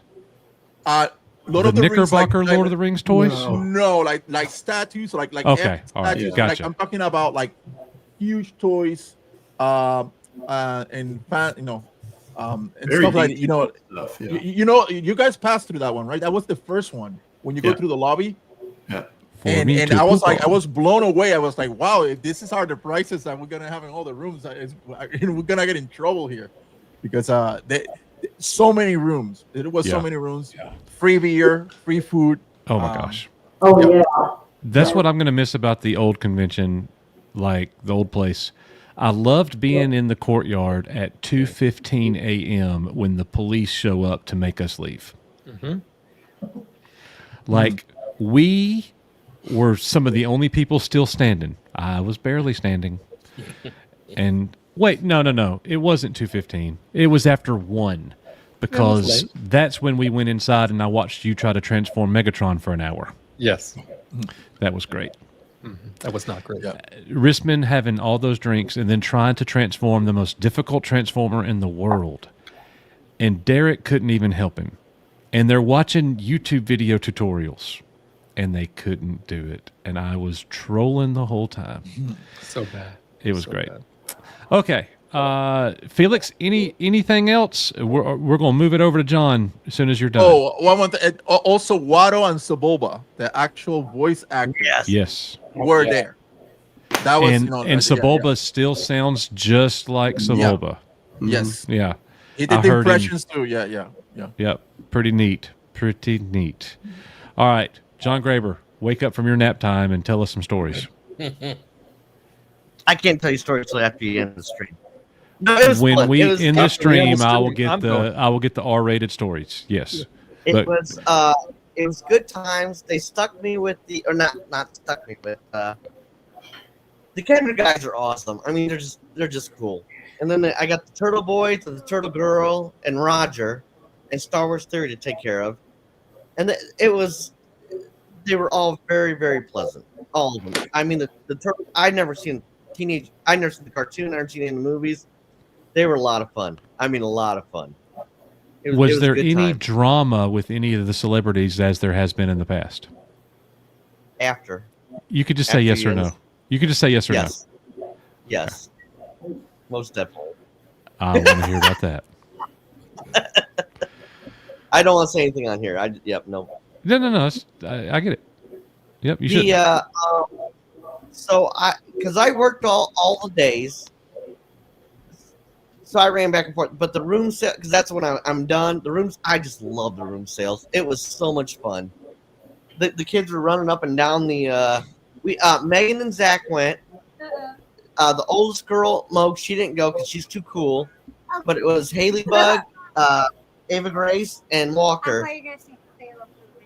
You are feral. And and I do like the hotel because you can see them everywhere. I wasn't worried, but they're going up and down the hotel with like celebrities. And they're all laughing. It was funny. It was a good time. That's awesome, man. Oh wait, what do you got? So basically, I was on the wrong one, I got out too fast on the elevator, so Haley was still in there, and I ran out super fast because I thought that was 4. She went up all the way to level 10, and I was stuck on level all the way to level 9. I know, because you know why? Because I watched every moment of it. And then Haley was by herself. I do want to say this though, because Michael Hayden did allow me to preach Sunday morning on the main stage, and that see, that's where your favorite. See?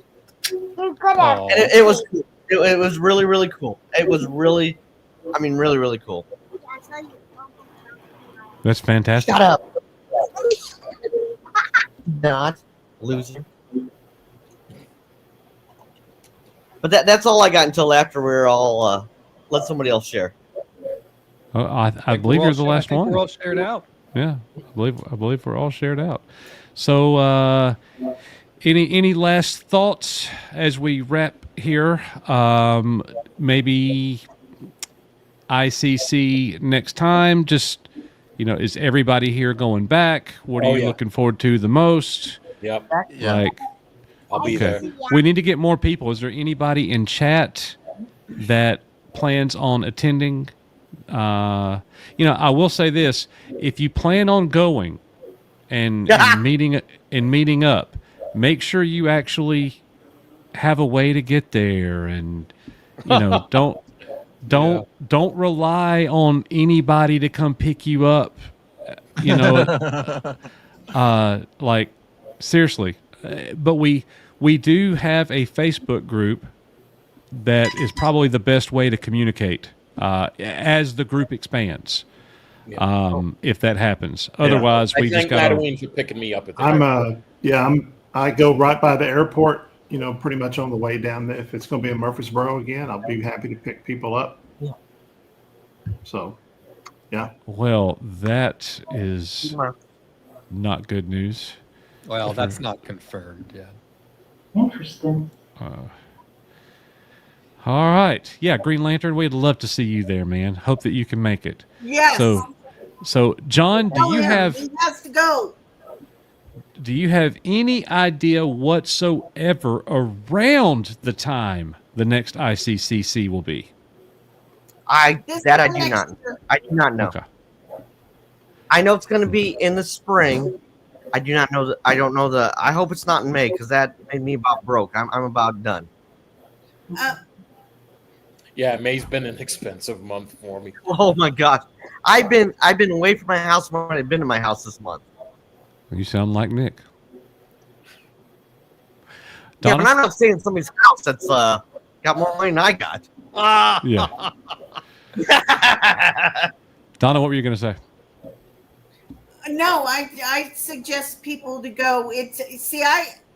I've been to ICC con. I'm good. I don't need to go back to it. But it's because of this group that I want to come back for the visiting, the just sharing in the community, and that's why I want to go back. Yeah. I did it's either Friday or Saturday night. Havens was on the floor, and I did I did cheer up because I told him, I go, this is just everything to me. It's Star Wars. I have my kids here. I have my grandkids here, and they're all having just a complete blast. That means more to me than you will ever know. Yeah. Yep. That's good. Good time. Well, I've enjoyed watching you befriend Havens and working and helping him out. That's been awesome. I encourage anybody to volunteer. It was so much fun. It's fun. It's a lot of I'm a workaholic anyway, but I enjoy it. I love it. Absolutely love it. All right. Very good. Well, guys, that's going to do it for us. 120 people in chat. Thank you all so much for being here and making it through the first rebranded EBN live stream. Got the new graphic, got the new super chat videos, and all that stuff. We do have a couple of Matt Deween says, wrap it up. Got to get over to the Matt Cave stream. Thanks for joining us here on Everybody But Nick. Everybody But Nick Network. Thank you very much. Let's see. We do have a couple super chats we want to hit real quick. like that one. The Melvor, $2 super chat. Electric Banjo Network is my favorite channel. Oh, Melvor. Everybody bounce now. Thanks, brother. Debbie Young with a $4.99 super chat. My greatest fear is either burning alive or drowning, and it covered everything in that movie. I was so tense the whole time. Yeah. Talking about the Mission Impossible movie. Definitely. I felt that as well. Thank you, Debbie, for the $5 super chat. And then last but not least, Green Lantern 345, a member for 4 years. Hey, Coach, just wanted to say, can't believe it's been so long since I joined. Great to be a part of the community, and would you mind if I made a shirt for EBN? It's a thing I like to do. Yeah, make a shirt, make an EBN shirt and put it in your merch store. That would be fantastic. It's got a merch store, yeah. Yeah, let me see it, and I would love to just make sure like you get the Eddie Beats Nick feel to it. Okay. All right. Anyways. Yeah. But yeah, do that. That's absolutely fantastic. Got no problem with that whatsoever. Thank you for asking. So, all right, guys, that's going to do it for us. We'll be back in the very near future. There is no EBN cast tomorrow as Nick is still traveling. We will be back getting videos out as June begins, and we'll be back here next Thursday, but we'll probably have a live stream before then. Don't know when, don't know what night. Maybe some Saturday nights are forthcoming, like they used to, the classic EBN Saturday night show. We might do some of those in the summertime, so stay tuned for that. And we're going to go ahead and hit the exit. Thank you guys for being here. We love y'all very much. Appreciate it. Thank you to all of the panelists coming in, telling us about their ICCC adventure. You guys stick around. Don't leave just yet. And I'm going to go ahead and hit the exit here. And chat, we'll see you guys later. Bye, guys. Hey, everyone.